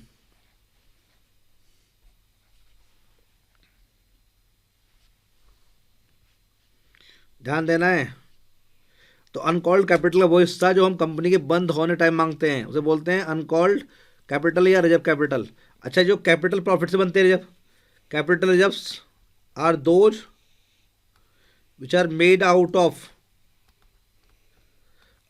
Of capital profits. याद है वो अभी कैश फ्लो में एक सवाल आया था, इन्वेस्टमेंट बेच का जो प्रॉफिट हुआ था, इन्वेस्टमेंट बेच करके जो प्रॉफिट हुआ कहाँ डाल दिया था हमने उसको, कैपिटल रिजर्व में। मैंने तुम्हें एक पॉइंट करवाया था कैश फ्लो के अंदर, याद है, जब हमने इन्वेस्टमेंट को प्रॉफिट पे सेल किया था तो हमने उसको प्रॉफिट लॉस अकाउंट में क्रेडिट नहीं किया था, कहाँ डाल दिया था, कैपिटल रिजर्व में। तो capital reserves are those which are made out of capital profit. समझ में आया। डिफरेंस नंबर 2, अनकॉल्ड कैपिटल को बैलेंस शीट में शो नहीं किया जाता, it is not shown in balance sheet, ये बैलेंस शीट में शो नहीं होती है, ध्यान रखना है। ठीक है, और दूसरा जो कैपिटल सी आर है, it is shown as a part of reserve and surplus, it is shown as a part of reserve and surplus, लेकिन इसको दिखाया जाता है किसका पार्ट बना करके, रिजर्व एंड सरप्लस का। ध्यान देना है, ये बात दिमाग में रखनी है। तो ये 2 डिफरेंस दिमाग में रखना बस, ये 2 डिफरेंस पूछ लेगी वो आपसे, मैंने 2 ही बताए, बस बहुत सारे होते हैं। जैसे कि अभी मैं आपको एक डिफरेंस बताता हूँ। ये लॉ का डिफरेंस है कि जब कंपनी को बनानी होती है रिजर्व कैपिटल, तो कंपनी को एक प्रस्ताव पास करना पड़ता है, इसे बोलते हैं स्पेशल रेजोल्यूशन। क्या क्या बोलते हैं? Special resolution. लेकिन सीआर बनाने के लिए ये नॉट रिक्वायर्ड है, कंपनी को कोई एसआर पास नहीं करना पड़ता है। इसे बोलते हैं 75% मेजोरिटी से पास होते हैं बहुत सारे रेजोल्यूशन जो है।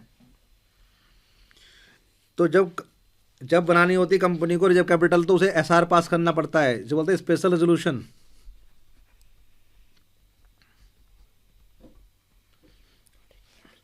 छोटा सा एक सवाल पूछ लेंगे वो आपसे, क्या क्या इशूड कैपिटल ऑथोराइज कैपिटल ज़्यादा होती है?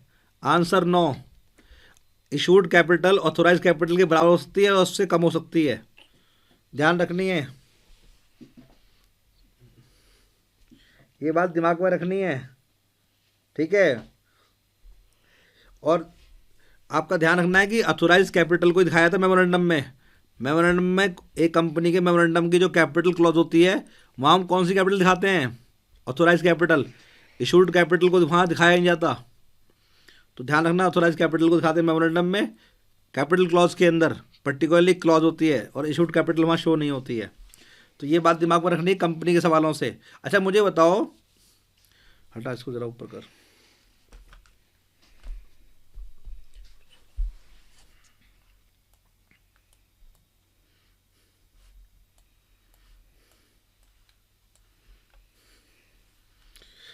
अच्छा, ये सवाल मेरा सब सब लोगों से है। Does partnership act provide for maximum number of partners? क्या पार्टनरशिप एक्ट में कहीं लिखा हुआ है कि एक फर्म में कितने पार्टनर्स होते हैं, मैक्सिमम नंबर ऑफ पार्टनर्स? क्या पार्टनरशिप एक्ट में कहीं लिखा हुआ है कि एक फर्म में कितने मैक्सिमम पार्टनर हो सकते हैं? Does partnership act provide for maximum number of partners? जवाब है नो, पार्टनरशिप एक्ट में कहीं लिखा हुआ नहीं है, उसमें कहीं भी ऐसी कोई बात लिखी हुई नहीं है। अगर हमें ये पता लगाना है कि एक पार्टनरशिप फर्म में कितने मैक्सिमम पार्टनर हो सकते हैं, इसके लिए हमें क्या पढ़ना पड़ेगा? कंपनीज एक्ट और उसका सेक्शन 464। क्या पढ़ना पड़ेगा? सेक्शन 464 पढ़ना पड़ेगा, जिसमें लिखा हुआ है कि एक पार्टनरशिप फर्म में मिनिमम 2 पार्टनर और मैक्सिमम कितने? 50। मिनिमम कितने? 2। ये सेक्शन कौन से एक्ट का है? कंपनीज एक्ट का। किसका? कंपनीज एक्ट 2013 का। ऐसा हमने पार्टनरशिप एक्ट में कहीं नहीं पढ़ा। अगर मैक्सिमम नंबर ऑफ पार्टनर के, और चाहे फर्म कोई भी हो, बैंकिंग फर्म हो चाहे नॉन बैंकिंग फर्म हो, तो हर तरह की फर्म के लिए मैक्सिमम नंबर कितना है? 50। दिमाग में रखना है। कंपनीज एक्ट के सेक्शन 464 में, कंपनीज एक्ट 2013 के सेक्शन से 464 में लिखा हुआ है कि मिनिमम पार्टनर 2 और मैक्सिमम कितने? 50। मिनिमम तो partner, minimum number of partner तो पार्टनर्स एक्ट में लिखे हुए हैं, लेकिन मैक्सिमम का डिस्क्लोजर नहीं है वहाँ पर। मैक्सिमम जानने के लिए हमें कहना पड़ता है सेक्शन 464 के पास, ध्यान रखनी है बात। तो ये छोटा सवाल पूछ लेंगे वो आपसे कि जो मैक्सिमम नंबर ऑफ पार्टनर हैं वो कौन सी लॉ में लिखे हुए हैं, पार्टनरशिप एक्ट के अंदर या कंपनीज एक्ट में? तो आपको ध्यान रखना है कंपनीज एक्ट के अंदर सेक्शन 464 में, 464 में, ठीक है। दिमाग में ये बात रखनी है, ये बात भूलना मत। अब मैं जल्दी से तुमसे एक दो बातें कर लेता हूँ, फिर मैं रेशो करवाऊंगा रिवाइज, तुम्हारे प्रैक्टिकली तैयारी पूरी हो जाएगी तुम्हारी। और अभी आ रहे हैं ओपनिंग एंट्री और क्लोजिंग एंट्री, जो बिफोर का सवाल है वो भी करवाता हूँ रिवाइज में तुम्हें। ज़रा पहले एक दो बातें तुमसे और कर लूँ ज़रा। पहले यहाँ तक बताओ सब लोग, यहाँ तक क्लियर है नहीं है? जल्दी बताओ मुझे, अरे जल्दी बता दो।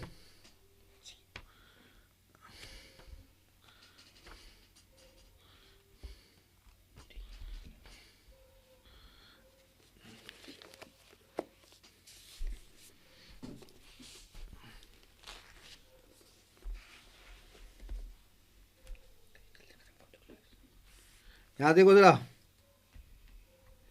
सब लोग यहाँ देखो। जब फर्म को डिजॉल्व करते हैं, फर्म को जब डिजॉल्व करते हैं तो डिजॉल्व करने के दो तरीके होते हैं। एक होता है without intervention of court, without intervention of court of law. एक तरीका होता है कि हम कोर्ट में नहीं जा रहे, और एक होता है with intervention of court of law.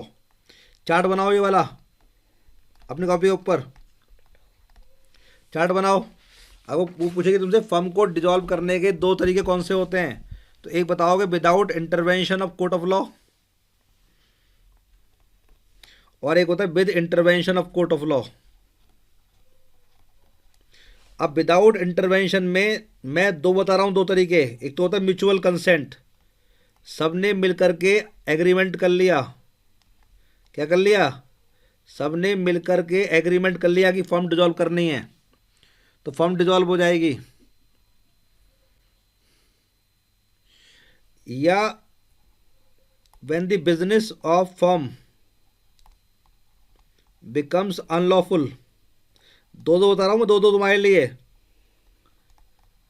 अगर फर्म का बिजनेस क्या बन गया? अनलॉफुल हो गया है, इलीगल हो गया। मतलब क्या हो गया? लिख लो इसको, दो दो पॉइंट। फर्म जब डिजॉल्व होती है दो तरीके हैं, without intervention of court of law, with intervention of court of law. और अगर हम बात करें अगर मान लो पार्टनर पागल हो जाए, लूनेसी ऑफ पार्टनर, कोई पार्टनर पागल हो जाए, तुम जाते हैं कोर्ट के अंदर। लूनेसी माने होता पागलपन, लूनेसी ऑफ पार्टनर, किसी पार्टनर का पागल हो जाना। यह क्या हो जाए? परमानेंटली इनकैपेबल, परमानेंटली इनकैपेबल मतलब हैंडीकैप हो जाए फिजिकली या मेंटली, अनसाउंड माइंड का मतलब हो जाए वो। ये आपका परमानेंटली इनकैपेबल हो गया वो, टेम्परेरी इनकैपेबल नहीं, permanent incapable. When business of firm becomes unlawful, bracket में इलीगल लिख लो, म्यूचुअल कंसेंट या एग्रीमेंट।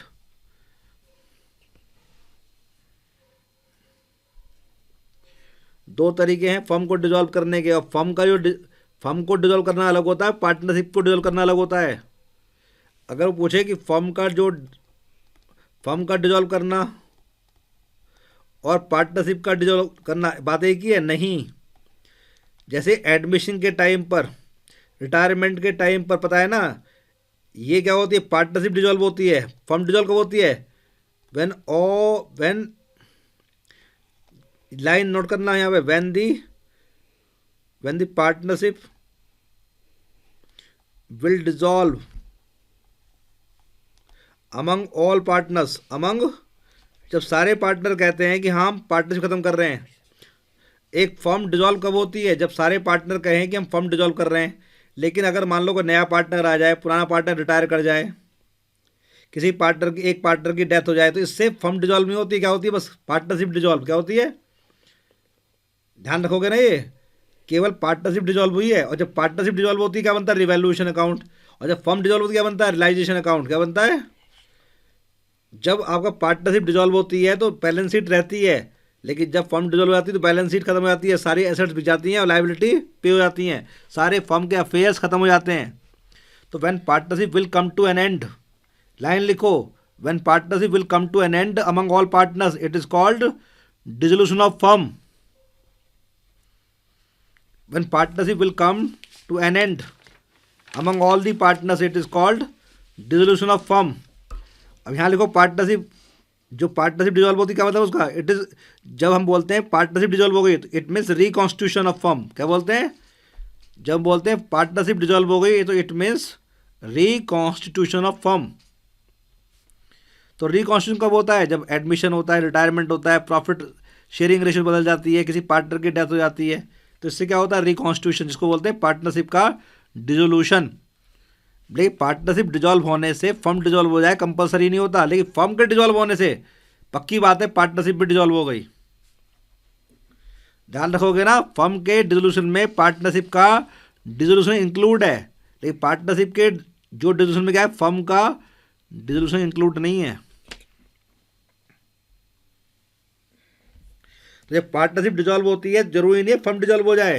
जैसे एडमिशन, रिटायरमेंट, डेथ के टाइम पर या प्रॉफिट शेयरिंग बदलने पर केवल पार्टनरशिप डिजॉल्व होती है। और फर्म डिजॉल्व कब होती है? जब when partnership will come to an end among all partners. और अगर फर्म डिजॉल्व हो गई तो समझ जाओ पार्टनरशिप भी डिजॉल्व हो गई। लेकिन पार्टनरशिप डिजॉल्व हुई है और फर्म डिजॉल्व हो जाएगा, ये कंपलसरी नहीं है। देखिए व्हाट्सएप चेक कर जरा क्या कर रहा है ये।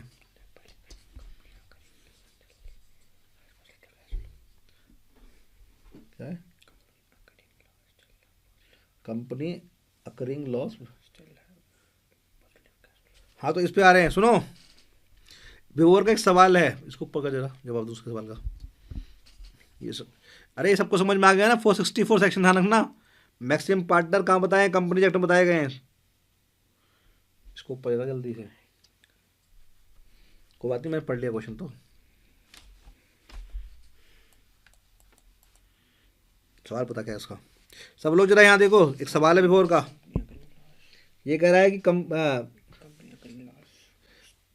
देखो, एक कंपनी को लॉस हो रहा है, विवर पूछ रहा है कि सर एक कंपनी को लॉस हो रहा है तो क्या उसका पॉजिटिव कैश फ्लो हो सकता है? हाँ हो सकता है, क्योंकि नालायक तू बात सुन नहीं रहा है। जो लॉस या प्रॉफिट की बात है वो ऑपरेटिंग एक्टिविटी की बात होती है। ऑपरेटिंग एक्टिविटी से डिसाइड होता है कि हमें लॉस हो रहा है या प्रॉफिट हो रहा है। लेकिन जो हमारा कैश फ्लो स्टेटमेंट है उसमें इन्वेस्टिंग और फाइनेंसिंग के भी इनफ्लो होते हैं। मान लेते हैं कि हमारा, चाहे हमारी फर्म को लॉस हो रहा हो, हमारी कंपनी को लॉस हो रहा हो, लेकिन क्या पता हमने मशीन बेची हो, बिल्डिंग बेची हो, लैंड बेचा हो, क्या पता हमने शेयर्स इशू किए हों, क्या पता डिबेंचर इशू किए हों, बैंक से लोन लिया हो। तो उस, क्योंकि जो हमारा कैश फ्लो स्टेटमेंट है ये बनता है कैश के बेसिस पर और तीन एक्टिविटीज़ को लेकर के। जनरली लॉस का जो रिलेशन होता है it is about the operating activity only, लेकिन cash flow statement includes all the activities operating, investing and financing. However, we have losses. Our cash flow can be positive because there can be greater amount of inflows from investing and financing activities to strike off the loss, and therefore it can remain positive. बात समझ में आ रही है?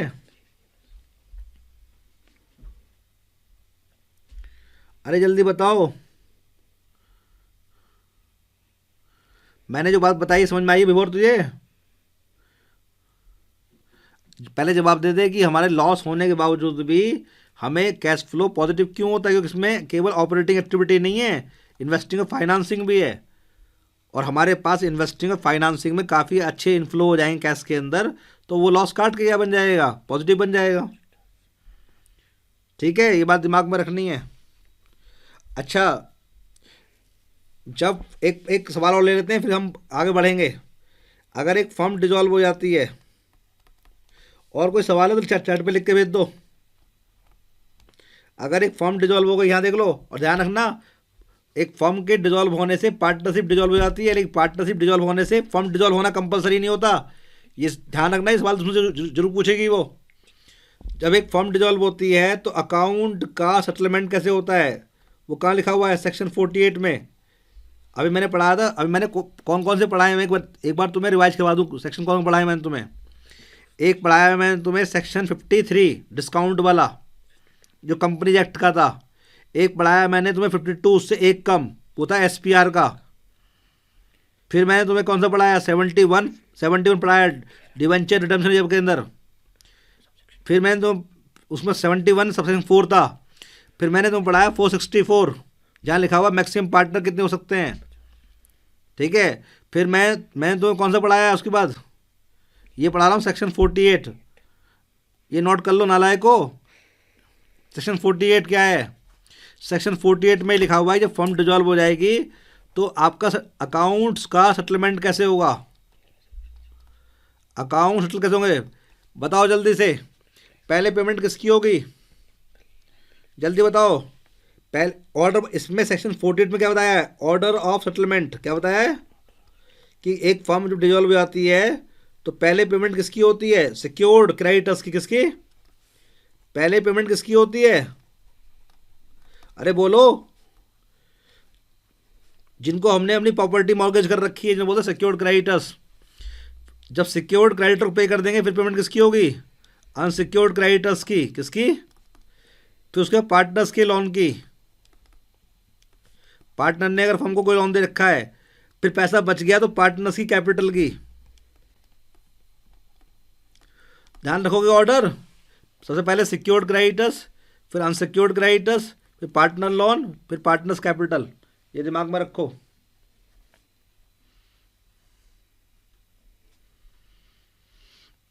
तो ये section 48 में क्या बताया गया है, सेटलमेंट ऑफ अकाउंट्स, हैंड डाल लो।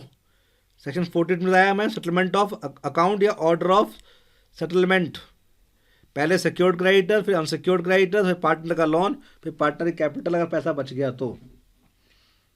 ठीक है, ये दिमाग में रखना। अब हम इतने सवाल तुमसे पूछेगी वो इसके अंदर। अब आते हैं छोटे छोटे सवाल लेते हैं। यहाँ बताओ जल्दी से, यहाँ देखो जरा, छोटे छोटे सवाल कौन से पूछ सकती है वो तुमसे। अब आ जाओ 11th के लेवल पर, जैसे विवो ने सवाल पूछा है।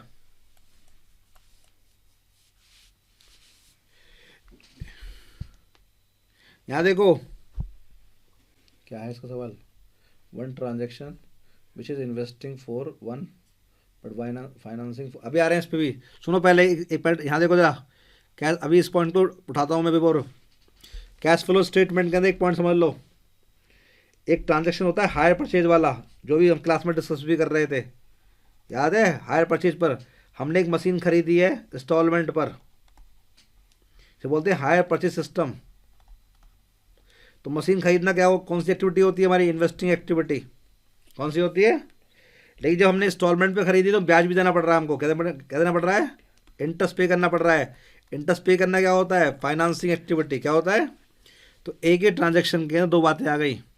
जब हम मशीन खरीदते हैं हायर परचेज सिस्टम के हिसाब से और पेमेंट करते हैं, तो पेमेंट क्या होती है हमारी, इन्वेस्टिंग एक्टिविटी। लेकिन उसी इंस्टॉलमेंट पर अगर हम क्या पे करें, इंटरेस्ट, तो उसे क्या बोलेंगे, फाइनेंसिंग एक्टिविटी। अच्छा, अब बिफोर का सवाल लेते हैं। बिफोर का एक सवाल है, वो कह रहा है one transaction which is investing for one but financing for other. यहाँ देखो, investing for one and financing for other. यहाँ देखो जरा, जैसे अभी याद है मैंने पढ़ाया था calls in arrears, calls in arrear. अगर हमारी कॉल्स इन एरियर लेट आई है, मतलब पैसा हमें लेट मिला है शेयर होल्डर, मान लो एक्स कंपनी के हम अकाउंटेंट हैं और हमारे शेयर्स खरीदे वाई कंपनी ने। बिफोर ध्यान समझिए पॉइंट, एक्स कंपनी के हम अकाउंटेंट हैं, हमारे शेयर्स खरीदे वाई कंपनी ने, और वाई कंपनी ने कॉल चुकाने में देरी कर दी, कॉल चुकाने में देरी, और हम उससे ले रहे हैं interest on calls in arrear. तो एक्स कंपनी के लिए इंटरेस्ट मिलना क्या है, इन्वेस्टिंग, क्या आपका, इन्वेस्टिंग एक्टिविटी। एक्स कंपनी को मिल रहा है इंटरेस्ट किस पर, कॉल्स इन एरियर्स पर। तो क्या बोलेगी वो, क्या बोलेगी उसको, वो इन्वेस्टिंग एक्टिविटी। लेकिन वाई कंपनी क्या बोलेगी उसको, बोलो, फाइनेंसिंग एक्टिविटी। क्या बोलेगी, बात समझ में आ रही है। जो कंपनी कॉल्स इन एरियर पर इंटरेस्ट पे कर रही है उसके लिए क्या बनेगा, वो फाइनेंसिंग एक्टिविटी। और जिस कंपनी को interest on calls in arrear मिल रहा है उसके लिए क्या बनेगा, वो इन्वेस्टिंग एक्टिविटी। बात समझ में आई।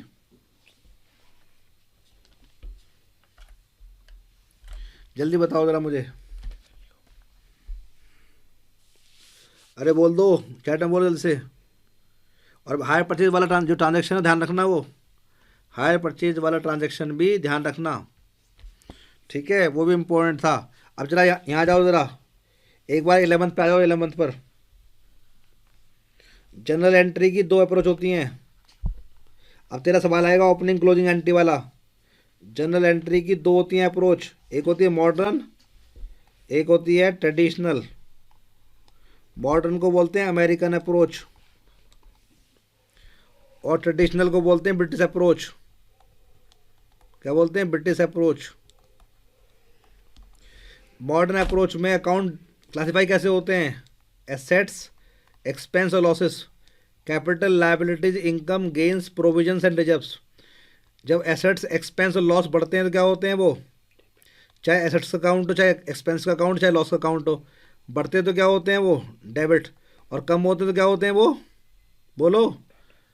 अगर मॉडर्न अप्रोच से पढ़ रहे हैं तो एक तो होता है सारे अकाउंट को दो हिस्सों में बांट लेते हैं, एसेट्स, एक्सपेंस और लॉसेस, ये कैटेगरी बना दी। Capital, liabilities, incomes, gains, provisions and reserves, इनमें उल्टा रूल लागू होता है। बढ़ते हैं तो बोलो क्या होते हैं ये क्रेडिट, कम होते हैं क्या होते हैं ये डेबिट। इसमें क्या होता है, ट्रेडिशनल अप्रोच में क्या होता है, सारे अकाउंट को तीन हिस्सों में बांट लेते हैं, पर्सनल अकाउंट,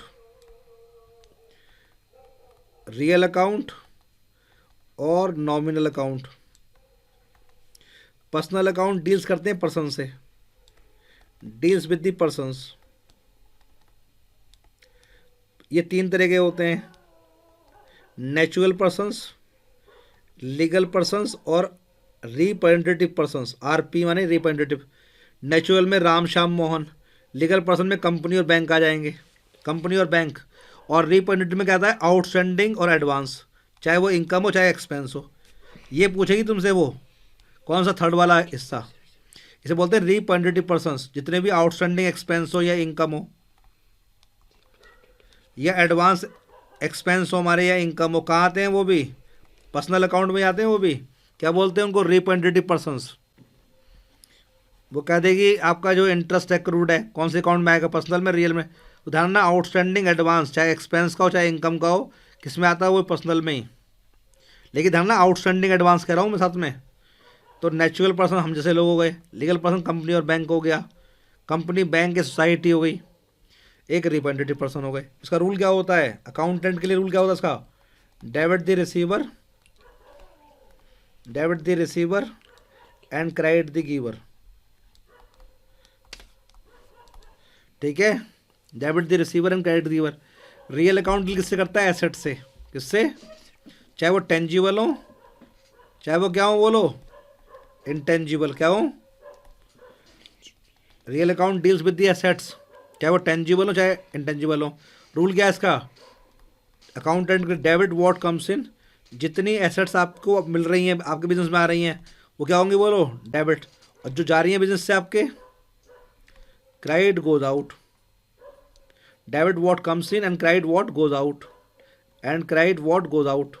ये डील करता है एसेट्स से, machinery, building, furniture, cash, goodwill, trademark, copyright, machinery, motor vehicle, investment. Nominal account deal किससे करता है, एक्सपेंस से, लॉसेस से, इनकम से, लेकिन आउटस्टैंडिंग नहीं, क्योंकि आउटस्टैंडिंग प्रीपेड कहाँ आती है यहाँ पर, पर्सनल अकाउंट में, ध्यान रखना, गेन से। नॉमिनल अकाउंट डील किससे करता है, इनकम से, एक्सपेंस से, लॉस से, गेन से। इसका रूल क्या होता है, debit all expenses and losses, debit all expenses and losses, credit all incomes and gains, credit all incomes and gains. तो ध्यान रखोगे ये दो अप्रोच होती है जनरल एंट्री की, एक मॉडर्न अप्रोच, एक ट्रेडिशनल अप्रोच, एक अमेरिकन एक ब्रिटिश अप्रोच, ध्यान रखना ये। चलो अब आते हैं ओपनिंग एंट्री और क्लोजिंग एंट्री पर।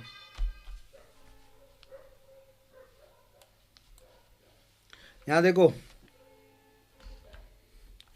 टाइप्स ऑफ जनरल एंट्रीज, यहाँ देखो मैं सारी लिखवा रहा हूँ एंट्रीज के टाइप्स। अभी आते हैं मार्शलिंग, आ रहे हैं मार्शलिंग पे आते हैं। आप सुनो, यहाँ देखो पहले मार्शलिंग पे आते हैं। पहले यहाँ देखो टाइप्स ऑफ जनरल एंट्री कौन कौन सी होती हैं। एक होती है ओपनिंग, पहले सिंपल समझो, simple general entry, simple general entry. दूसरी होती है कंपाउंड जनरल एंट्री। तीसरी होती हैं आपका एडजस्टमेंट एंट्रीज।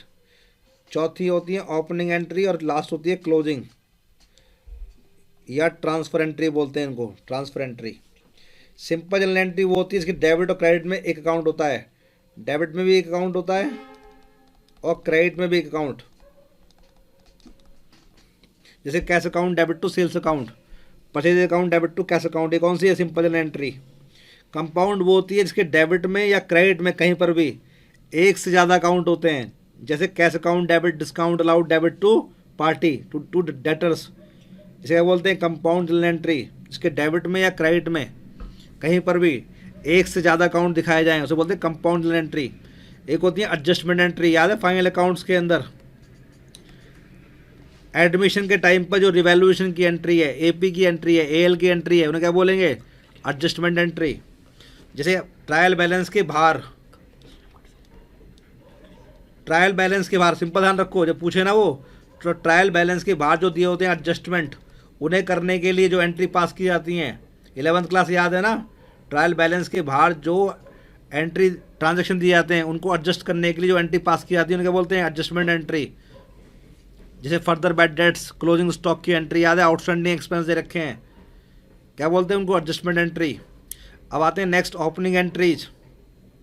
जब हमारा बिजनेस चल रहा है काफ़ी सालों से, हमारा बिजनेस चल रहा है पिछले 20 साल से, तो 20वें साल के एंड में हमने अकाउंट्स क्लोज किए, तो अगले साल हम अकाउंट्स ओपन करेंगे। कब? अप्रैल 1 को, अप्रैल 1 2018 को। लास्ट ईयर हमने अकाउंट क्लोज कर दिए, अगले साल हम अकाउंट ओपन कर रहे हैं, तो हम क्या करते हैं? एसेट साइड डेबिट कर लेते हैं ओपनिंग एंट्री में, लायबिलिटी क्या करते हैं? क्रेडिट, और जो बचता है बैलेंस वो क्या होता है? कैपिटल। तो क्या होती है ये ओपनिंग एंट्री? कब करते हैं ये? हर साल के बिगिनिंग में पुराने बैलेंस ओपन करने के लिए, हर साल के बिगिनिंग में पुराने बैलेंस ओपन करने के लिए। और क्लोजिंग एंट्री या ट्रांसफर एंट्री क्या होती है? To transfer expense, losses, incomes and gains from trial balance to trading account and profit loss account. ये ध्यान रखो भाई, जब ईयर का एंड आता है और हमें प्रॉफिट लॉस निकालना होता है, तो हम ट्रायल बैलेंस में ढूंढते हैं हमारा एक्सपेंस कहाँ है, लॉस कहाँ है, इनकम कहाँ है, गेन कहाँ है, तो उनको हम ट्रांसफ़र करते हैं कहाँ? ट्रेडिंग अकाउंट में और प्रॉफिट लॉस अकाउंट में। उसे करने के लिए जो हम एंट्री पास करते हैं उसे क्या बोलते हैं? ट्रांसफर एंट्री या क्लोजिंग एंट्री। क्या बोलते हैं? Closing entry. विभोर जल्दी बता, समझ में आया नहीं आया? मैंने सारी तरह की एंट्री करवा दी। अब ट्रायल बैलेंस के अंदर ही लिखा परचेज, डेबिट के अंदर परचेज कहाँ ले जाओगे? ट्रेडिंग अकाउंट में। तो परचेज कहाँ लिखिए? डेबिट में, काटो इसको, तो क्या एंट्री बनेगी? Trading account debit to purchase account. कौन सी एंट्री है ये? ट्रांसफर एंट्री या क्लोजिंग एंट्री?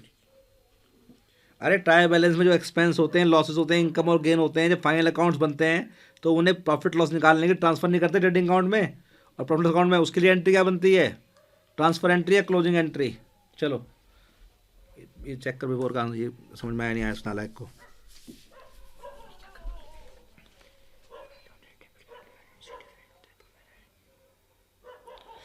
यहाँ देखो, सुनो, ट्रायल बैलेंस चेक करता है केवल अर्थमेटिकल एक्यूरेसी। ट्रायल बैलेंस का मिलना ये प्रूव नहीं करता गलती नहीं हुई है। जैसे मैंने कहा था कि कई बार क्या होता है, हम कोई ट्रांजैक्शन ऑमिट कर देते हैं, पूरा भूल गए लिखना, तो ना वो डेबिट में आया ना क्रेडिट में आया, तो ट्रायल बैलेंस तो मैच कर जाएगा, गलती तो अब भी है। अरे ट्रायल, जब कभी सवाल वाला पूछे लिखना कि trial balance checks only arithmetical accuracy.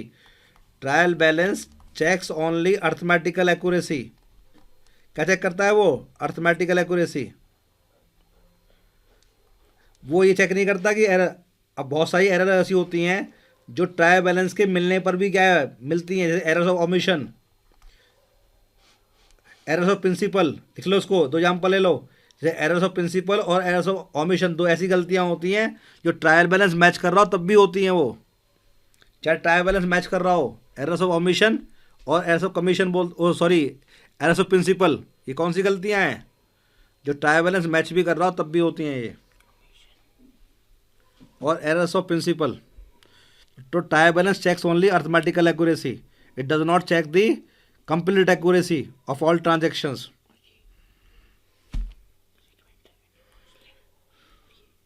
Segment revenue मतलब होता है कि अगर हमारे नालायक डिविजनल पढ़ा दो, तूने डिविजनल स्ट्रक्चर नहीं पढ़ा हुआ? डिविजनल स्ट्रक्चर, जहाँ हमारी एक वॉशिंग मशीन बना रहा है LG, LED बना रहा है, AC बना रहा है, सारे सेगमेंट नहीं हो गया? तो हर सेगमेंट की अगर सेल तो दिखाएगा अलग अलग, एक्सपेंस दिखाएगा अलग अलग, तो उसे क्या बोलेंगे? सेगमेंट रिपोर्टिंग नहीं बोलेंगे?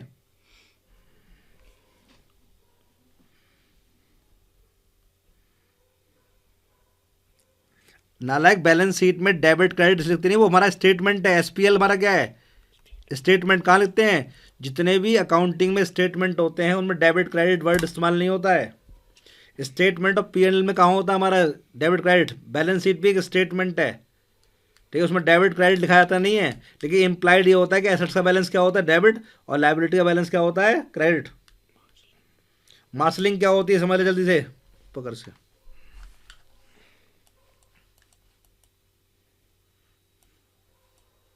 यहाँ देखो जरा, मैंने सबसे पहले सवाल जो लिया था, बैलेंस शीट बनाई थी हमने। बैलेंस शीट पहली हेडिंग कौन सी थी? इक्विटी एंड लायबिलिटीज, ठीक है। दूसरी हेडिंग क्या थी? दूसरी थी एसेट्स। तो जब हम आपका यहाँ इक्विटी एंड लायबिलिटीज के अंदर पहली हेडिंग कौन सी आई थी हमारी? ये फर्स्ट और सेकंड मान लेते हैं। ये फर्स्ट कौन सी आई थी हमारी, वो जल्दी से, शेयर होल्डर फंड। अब ये देख रहे हो जो हेडिंग को लगा रहे हैं हम, जो शेयर होल्डर फंड है हमारा, ये एक ग्रुप है हमारा, ये भी इसमें तीन चीज़ें आएंगी। तो बैलेंस शीट में जो आइटम्स होती हैं, जो ग्रुप बन जाते हैं, शेयर होल्डर फंड एक ग्रुप है, नॉन करंट लाइबिलिटी एक ग्रुप है, करंट लाइबिलिटी एक ग्रुप है। तो उस ग्रुप को अगर ऑर्डर दें हम, दो तरह के होते हैं मार्शलिंग के ऑर्डर, एक होता है लिक्विडिटी, एक होता है परमानेंस। जो हमारा शेड्यूल 3 है ना, जो शेड्यूल 3 हम देख रहे हैं आजकल, वो परमानेंस पर है। किस पर है? उसमें पहले क्या चीज़ रखी गई है, जो परमानेंट ज़्यादा है, जैसे शेयर होल्डर फंड का को भुगतान हम करेंगे सबसे सबसे सबसे बाद में, तो पहले वो रखा गया है। उसके बाद रखा गया नॉन करंट लाइबिलिटी को, फिर उसको करंट लाइबिलिटी को। तो हमारा जो ये बैलेंस शीट का ऑर्डर है आज के टाइम में 12th के अंदर, शेड्यूल 3 के अंदर, वो कौन सा ऑर्डर है? वो मार्शलिंग का कौन सा ऑर्डर है? परमानेंस वाला। उसमें सबसे ज़्यादा जो परमानेंट लाइबिलिटी है ऊपर रखी गई है, शेयर होल्डर फंड। उससे कम परमानेंट कौन सी है? Non current liability. उससे कम परमानेंट कौन सी है? Current liability. ऐसी एसेट्स में पहले जो परमानेंट एसेट्स हैं वो कौन सी है? नॉन करंट, उनको रखा गया है, फिर करंट एसेट्स। तो मार्शलिंग माने होता है कि एसेट्स और लाइबिलिटीज़ का ऑर्डर लगाना बैलेंस शीट में। और जब हम पहले परमानेंट चीज़ों को रखते हैं तो बोलते हैं इन ऑर्डर ऑफ परमानेंस, और उल्टा अगर इसको उल्टा बनाए देते बैलेंस शीट को, क्या बन जाता? लिक्विडिटी के हिसाब से, लिक्विडिटी के हिसाब से। इसे बोलते हैं मार्शलिंग। तो हमारे जो शेड्यूल 3 के अंदर बैलेंस शीट है, परमानेंस के हिसाब से मार्शल हुई हुई है। इसमें पहले हमने क्या रखा हुआ है? जो हमारी परमानेंट चीज़ें हैं उनको रखा हुआ, नॉन करंट चीज़ों पर रखा हुआ हमने। जल्दी बताओ मुझे, समझ में किसकी क्या नहीं आया? तो हमने आज की क्लास के अंदर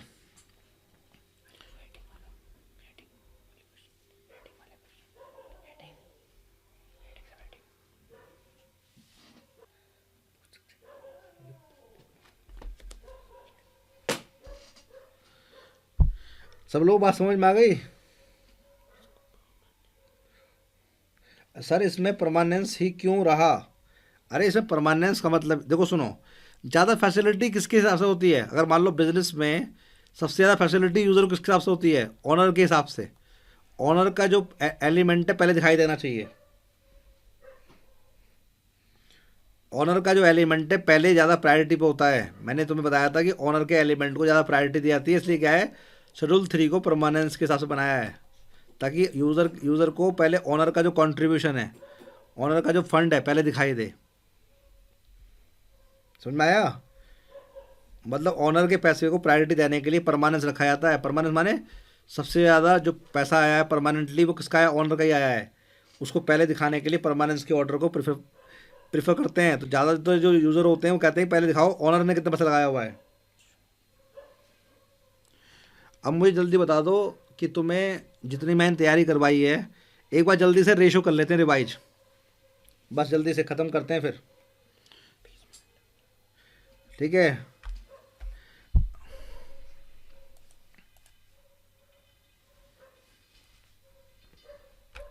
कितने लोग हैं इसमें? केवल विभोर दिखाई दे रहा है, बाकी लोग सो गए क्या? और कोई नहीं है चैट के अंदर? पहले रेशो, करंट रेशो। अच्छा मैं उल्टी करवा रहा हूँ रेशो को, ज़रा सब लोग देखो यहाँ पे ज़रा। सबसे लास्ट वाली ratio ROI, return on investment, इसे बोलते हैं ओवरऑल प्रॉफिटेबिलिटी रेशो।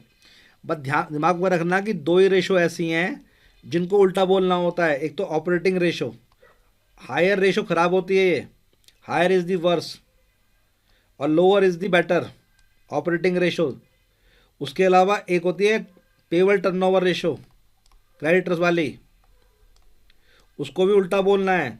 अगर वो हायर होगी, ठीक है, तो क्या भी बोलो वर्स, और लोअर होगी तो, ठीक है। तो दो ही रेशो आपका बोलना, पेबल टर्नओवर रेशो अगर पूछे तो, और ऑपरेटिंग रेशो। बाकी सब में एक ही नियम लगेगा, higher the ratio better it is, lower the ratio worse it is. Operating ratio cost ratio होती है, ध्यान रखना, कभी वहाँ जाके बोला हुआ ऐसे ही। चलो ROI क्या होता है? Earning before interest and tax upon capital employed. Capital employed निकालनी सबको आती है, इसे बोलते हैं return on capital employed. Capital employed निकालनी सब लोगों को आती है। अब देखो साथ साथ समझो, जैसे ROI निकाल रहे हो ना, ऐसी होती है इंटरेस्ट कवरेज रेशो। इसमें भी इस्तेमाल क्या करते हैं? EBIT। बस यहाँ क्या होता है? Interest on long term borrowings, debentures, public deposits पर इंटरेस्ट और गवर्नमेंट बॉन्ड्स के ऊपर या बैंक लोन के ऊपर। तो देख लो दोनों जगह ईबीआईटी है, तो आरओआई पूछे तो जवाब दे देना ईबीआईटी। और सबसे ओवरऑल प्रॉफिटेबिलिटी रेशो पूछे कि सबसे ज़्यादा इफेक्टिव रेशो कौन सी होती है, तो लिखना आरओआई। ये हमने इशू किए हुए हैं बॉन्ड्स, ध्यान दो। Interest on long term borrowings, ठीक है, ये बॉन्ड हमने इशू किए हुए हैं। ये अगर हम बॉन्ड खरीदते हैं तो क्या होता है, एसेट्स होती है हमारी, इन्वेस्टमेंट में आती है फिर वो, अगर हम बॉन्ड खरीदेंगे तो ये दोनों रेशो ध्यान रखोगे ना। चलो अब आते हैं जल्दी से gross profit ratio, net profit ratio, operating profit ratio, operating ratio. सब में आना क्या है, रेवेन्यू फ्रॉम ऑपरेशन, यहाँ आएगा gross profit. Net profit ratio में net profit after tax, upon में क्या आएगा, revenue from operation.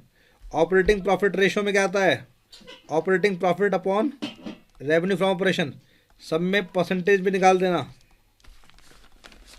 Operating ratio क्या होती है, operating cost upon revenue from operation into 100। Check कर लो, सब में डिवाइड किससे हो रहा है, रेवेन्यू फ्रॉम ऑपरेशन से। और ऑपरेटिंग प्रॉफिट रेशो और ऑपरेटिंग रेशो का एडिशन कितना होता है, ठीक है। ऑपरेटिंग कॉस्ट कैसे निकालते हैं, cost of good sold plus indirect operating expenses minus indirect operating incomes. Cost of good sold निकालना सब लोगों को आता है। ऑपरेटिंग एक्सपेंस कौन से होते हैं, इनडायरेक्ट को अदर भी बोलते हैं, अदर एक्सपेंस। ये होते हैं हमारे ऑफिस के, office and administration, selling and distribution. जो हमारे इनडायरेक्ट ऑपरेटिंग इनकम कौन सी होती हैं, जैसे बैड डेट्स रिकवर्ड, कमीशन की इनकम, डिस्काउंट रिसीव्ड, रॉयल्टी की इनकम। तो कॉस्ट ऑफ गुड सोल्ड निकालते कैसे हैं, ट्रेडिंग फर्म के लिए opening stock plus net purchases plus direct expense minus closing stock, trading firm के लिए। और जो मैन्युफैक्चरिंग होती है उसके लिए, यहाँ देखो, cost of raw material consumed plus purchase of stock in trade plus change in inventories. Change inventory याद है, ओपनिंग माइनस क्लोजिंग होता है, तीन का, फिनिश गुड्स का, वर्क इन प्रोग्रेस का और स्टॉक इन ट्रेड का। तो cost of raw material consume plus purchase of stock in trade plus change in inventory manufacturing के लिए। और ट्रेडिंग के लिए सिंपल है ही, opening stock plus net purchases plus direct expense minus closing stock, ठीक है। ऑपरेटिंग प्रॉफिट निकालना मैंने अभी सिखा रखा है, तुम्हें याद है। ऑपरेटिंग प्रॉफिट कैसे निकालते हैं, gross profit minus indirect operating expenses plus indirect operating incomes. Gross profit minus indirect operating expense plus indirect operating expenses.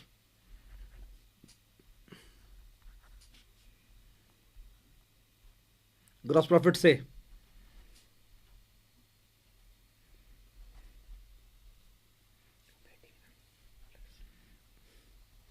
और ऑपरेटिंग एक्सपेंस हमारे क्या होते हैं, office and administration, selling and distribution, ठीक है। और अगर ध्यान दो, अगर निकालना हो नेट प्रॉफिट से ऑपरेटिंग प्रॉफिट को, तो बिल्कुल देखो, यहाँ देखो, ये यहाँ जीपी हमारे लिखते हैं ना एनपी, और जहाँ लिखा है ना ये net profit plus non operating expense add करो, नेट प्रॉफिट में ऐड करो नॉन ऑपरेटिंग एक्सपेंस, क्योंकि नेट प्रॉफिट में इंक्लूड हो गए होंगे ना, डेबिट हो गए होंगे ना निकालते हुए, नेट प्रॉफिट को निकालते हुए क्या है, डेबिट हो गए होंगे हमारे नॉन ऑपरेटिंग एक्सपेंस, तो उन्हें प्लस कर लो। और क्रेडिट हो गई होगी हमारी नॉन ऑपरेटिंग इनकम, वो लेस कर दो। नॉन ऑपरेटिंग इनकम याद है, जैसे dividend received, interest received, profit on sale of machinery, profit on sale of investment. Non operating expense सबको याद है, interest on loan, debentures, loss on sale of machinery, loss on sale of investment, goodwill return of, preliminary expense return of. तो ये हमारा net profit plus non operating expense minus non operating income, ये हमारा हो गया। और operating profit ratio और operating ratio का एडिशन 100 होता है। इसको समझ में आ गया ये, चलो हटा इसको। जल्दी आओ। Receivable turnover ratio, net credit, revenue from operation, trade वाला गुड्स वाला जो हम जिसमें डील करते हैं, अपॉन में एवरेज रिसीवेबल्स, और इंक्लूडिंग प्रोविजन। अगर रिसीवेबल्स दे रखे हो ना प्रोविजन लेस करके, ओपनिंग डेटर या ओपनिंग बीआर या क्लोजिंग डेटर क्लोजिंग बीआर, तो ध्यान रखना कि प्रोविजन को ऐड बैक कर लेना अगर लेस करके दे रखा हो। और ये net credit revenue from operation है, ठीक है। जितना हमारा रेवेन्यू फ्रॉम ऑपरेशन दे रखा है ना, रेवेन्यू फ्रॉम ऑपरेशन जो नेट ही होता है पहले से, उसमें लेस करना है कैश सेल को, तो ये आ जाएगा हमारा। और एवरेज रिसीवेबल कैसे निकालते हैं, opening plus closing divided by 2। अगर पूरी इन्फॉर्मेशन ना हो जो गिवन है वही एवरेज होगा, 2 से डिवाइड नहीं करना, ठीक है। नेट प्रॉफिट तुम्हें सवाल में गिवन ही होगा, अपने आप कोई इशू नहीं है ऐसा, ठीक है। नेट प्रॉफिट कौन सा लेना है, नेट प्रॉफिट रेशो में क्या लेना है, नेट प्रॉफिट आफ्टर टैक्स लेना है, ये after tax divided by revenue from operation into 100, ठीक है। अच्छा, एवरेज कलेक्शन पीरियड याद है, अगर निकालना मंथ्स में तो 12 बाय रिसीवेबल टर्नओवर रेशो, अगर निकालना है डेज में तो 360 अपॉन रिसीवेबल टर्नओवर रेशो। और अगर पूछ ले पेबल टर्नओवर रेशो तो क्या करोगे, जहाँ लिखा है net credit revenue from operation mark कर दोगे, payable turnover ratio net credit purchases और अपॉन में average payables, opening creditors plus opening bills payable plus closing दोनों, और डिवाइडेड बाय 2 एवरेज पेबल्स। और पूरी इन्फॉर्मेशन ना हो जो गिवन है वही मानना है एवरेज, 2 से डिवाइड नहीं करना। और फिर एवरेज पेमेंट पीरियड निकालना हो 12 बाय पेबल टर्नओवर रेशो, अगर निकालना हो डेज में average payment period 360 by payable turnover ratio, ठीक है। एवरेज पेमेंट पीरियड आ जाएगा यहाँ पर, ये कलेक्शन ध्यान रखोगे ना, ये एवरेज रियलाइजेशन पीरियड, ये दिमाग में रखना इस बात को, ठीक है। ये बात सबको समझ में आ गई। 360 लेने दिन जो है, कभी 365 ले लो, 360 मानना है ये। तो ये हमारी रेशो हो गई, प्रॉफिट भी खत्म हो गया। स्टॉक टर्नओवर रेशो मैंने तुम्हें खूब कबार रखी है, कॉस्ट ऑफ गुड सोल्ड समझाया, एवरेज इन्वेंट्री। और कॉस्ट ऑफ गुड सोल्ड सवाल में गिवन ना हो तो क्या है, उसकी जगह रेवेन्यू फ्रॉम ऑपरेशन ले सकते हो, अगर सवाल में गिवन नहीं है तो। और अगर आप निकाल नहीं पाओगे या निकल सकता ही नहीं है तो average inventory, cost of good sold upon average inventory. Average inventory पता ही, opening plus closing divide by 2, और ना गिवन हो इन्फॉर्मेशन पूरी तो जितना गिवन है वही एवरेज है। वर्किंग कैपिटल टर्नओवर रेशो तो क्या होती है हमारी ये, जल्दी बताओ, नेट सेल्स या revenue from operation working capital, समझ में आ गया ये, क्लियर है सबको। वर्किंग कैपिटल होती है सी ए माइनस सी एल, और यहाँ सी ए में loose tools spare parts include हैं, और ये कैपिटल एम्प्लॉयड के फॉर्मूले से भी निकल जाएगी वर्किंग कैपिटल, पता है ना, ये बात सबको याद है। कैसे, shareholder fund plus long term liabilities equals to non current assets plus working capital, ये याद है ना, ये इक्वल होते हैं, ये भी कैपिटल एम्प्लॉयड है और ये भी कैपिटल एम्प्लॉयड है। चलो करंट रेशो बताओ क्या होती है, C A upon C L. Quick ratio क्या होती है, quick assets upon current liabilities, और यहाँ से लेस कर दोगे स्टॉक और प्रीपेड एक्सपेंस, तो आ जाएगी क्विक एसेट्स हमारी। डेट इक्विटी रेशो क्या होती है, लॉन्ग टर्म लायबिलिटीज, क्या, long term borrowings plus long term provision upon share holder fund. Share holder fund लेना नेट बेसिस पर, equity share capital plus preference capital plus reserve plus minus unamortise expense. Long term liabilities में long term borrowings और long term provisions. Proprietary ratio बताओ, share holder fund upon total assets, सारी assets लेके अनअमोर्टाइज expense हटा करके, balance sheet का total लेके अनअमोर्टाइज part हटा करके, कहाँ मिलता है वो, अदर करंट एसेट्स में, अदर नॉन करंट एसेट्स में। लास्ट में एक रेशो बची हमारी, कौन सी है वो, बोलो, total assets to debt ratio, तो क्या होती है, टी ए अपॉन में लॉन्ग टर्म लायबिलिटीज, वही वाली जो हमने यहाँ इस्तेमाल किए हैं, ये आपका long term liabilities, total assets upon long term liabilities. यहाँ देखो ज़रा, कैश, सुनो यहाँ पर जरा, क्रेडिट सेल ऑफ गुड्स, देख जरा ये, एट कॉस्ट, माल बेचा है हमने कॉस्ट पर, क्रेडिट सेल की है, तो करंट रेशो में निकालेंगे तो current assets upon current liability होता है। क्रेडिट सेल कर रहे हैं, डेटर बढ़ जाएंगे यहाँ पर और स्टॉक कम हो जाएगा। स्टॉक कॉस्ट पे बेच रहे हैं, ना प्रॉफिट हुआ ना लॉस हुआ, तो हमारी CA सेम रहेगी और CL भी सेम रहेगी, तो करंट रेशो पे कोई चेंज नहीं आएगा। क्लियर है? लेकिन क्यूक रेशो देखो, quick assets upon current liability होता है, इसमें इन्वेंट्री नहीं आता। लेकिन जब उधार माल बेचेंगे तो क्या बढ़ जाएंगे, डेटर क्या बढ़ जाएंगे, लेकिन इन्वेंट्री इसमें आता ही नहीं है, तो हमारी क्या हो जाएगी, QA बढ़ जाएगी और CL सेम रहेगी, तो रेशो क्या हो जाएगी हमारी, इंप्रूव क्या हो जाएगी। तो करंट रेशो पे नो चेंज और हमारी क्यूक रेशो क्या बढ़ जाएगी, जल्दी बता before. Credit sale of goods से करंट रेशो पे नो चेंज आएगा, एट कॉस्ट है ये, एट कॉस्ट, हमने कॉस्ट में माल बेचा है ये, तो करंट रेशो पे कोई चेंज नहीं है, लेकिन क्यूक रेशो क्या हो जाएगी हमारी, इंप्रूव, क्योंकि डेटर का अमाउंट यहाँ ऐड हो जाएगा, लेकिन क्यूक एसेट्स में इन्वेंट्री नहीं आता। अच्छा, अब सबको समझ में आ गया है ये? तो मैंने सारी रेशो भी तुम्हें रिवाइज करा दी हैं, और मैंने कहा था ऑपरेटिंग रेशो को उल्टा बोलना है, higher the ratio worse it is, lower the ratio better it is. ऐसी पेबल टर्नओवर रेशो को भी, higher the ratio worse it is, lower the ratio better it is. और पूछे ना कौन सी रेशो ज़्यादा होनी चाहिए, रिसीवेबल टर्नओवर रेशो या पेबल टर्नओवर रेशो, तो क्या बताओगे, रिसीवेबल टर्नओवर रेशो क्या होनी चाहिए हमारी, हायर, और ये क्या होनी चाहिए, लोअर। कंपनी पूछे ये हायर होनी चाहिए और ये कम होनी चाहिए, ठीक है, ये बात दिमाग में रखना। और ये पूछेगा कि कौन सी रेशो लिक्विडिटी करती है मेजर, दो का नाम बता गया ना बस, करंट रेशो का और क्यूक रेशो का। कौन सी रेशो मेजर करती है, सोलवेंसी, तो याद है debt equity ratio, proprietary ratio, interest coverage ratio, और कौन सी, total assets to debt ratio. ये कौन सी होती है, सोलवेंसी रेशो। सोलवेंसी मतलब लॉन्ग टर्म में कंपनी लायबिलिटी चुका पाएगी जो भाई। फिर प्रॉफिटेबिलिटी रेशो, याद है रेशो का जो क्लासिफिकेशन है, GP ratio, NP ratio, operating profit ratio, operating ratio, return on capital employed ROI, याद है ना। और फिर लास्ट वाली एक्टिविटी या speed ratio, turnover ratio, stock turnover, working capital turnover, receivable turnover ratio और पेबल टर्नओवर रेशो। तो सारी रेशो क्लासिफाई कैसे होती हैं, liquidity ratios, solvency ratio, profitability और एक्टिविटी रेशोज के अंदर, ठीक है।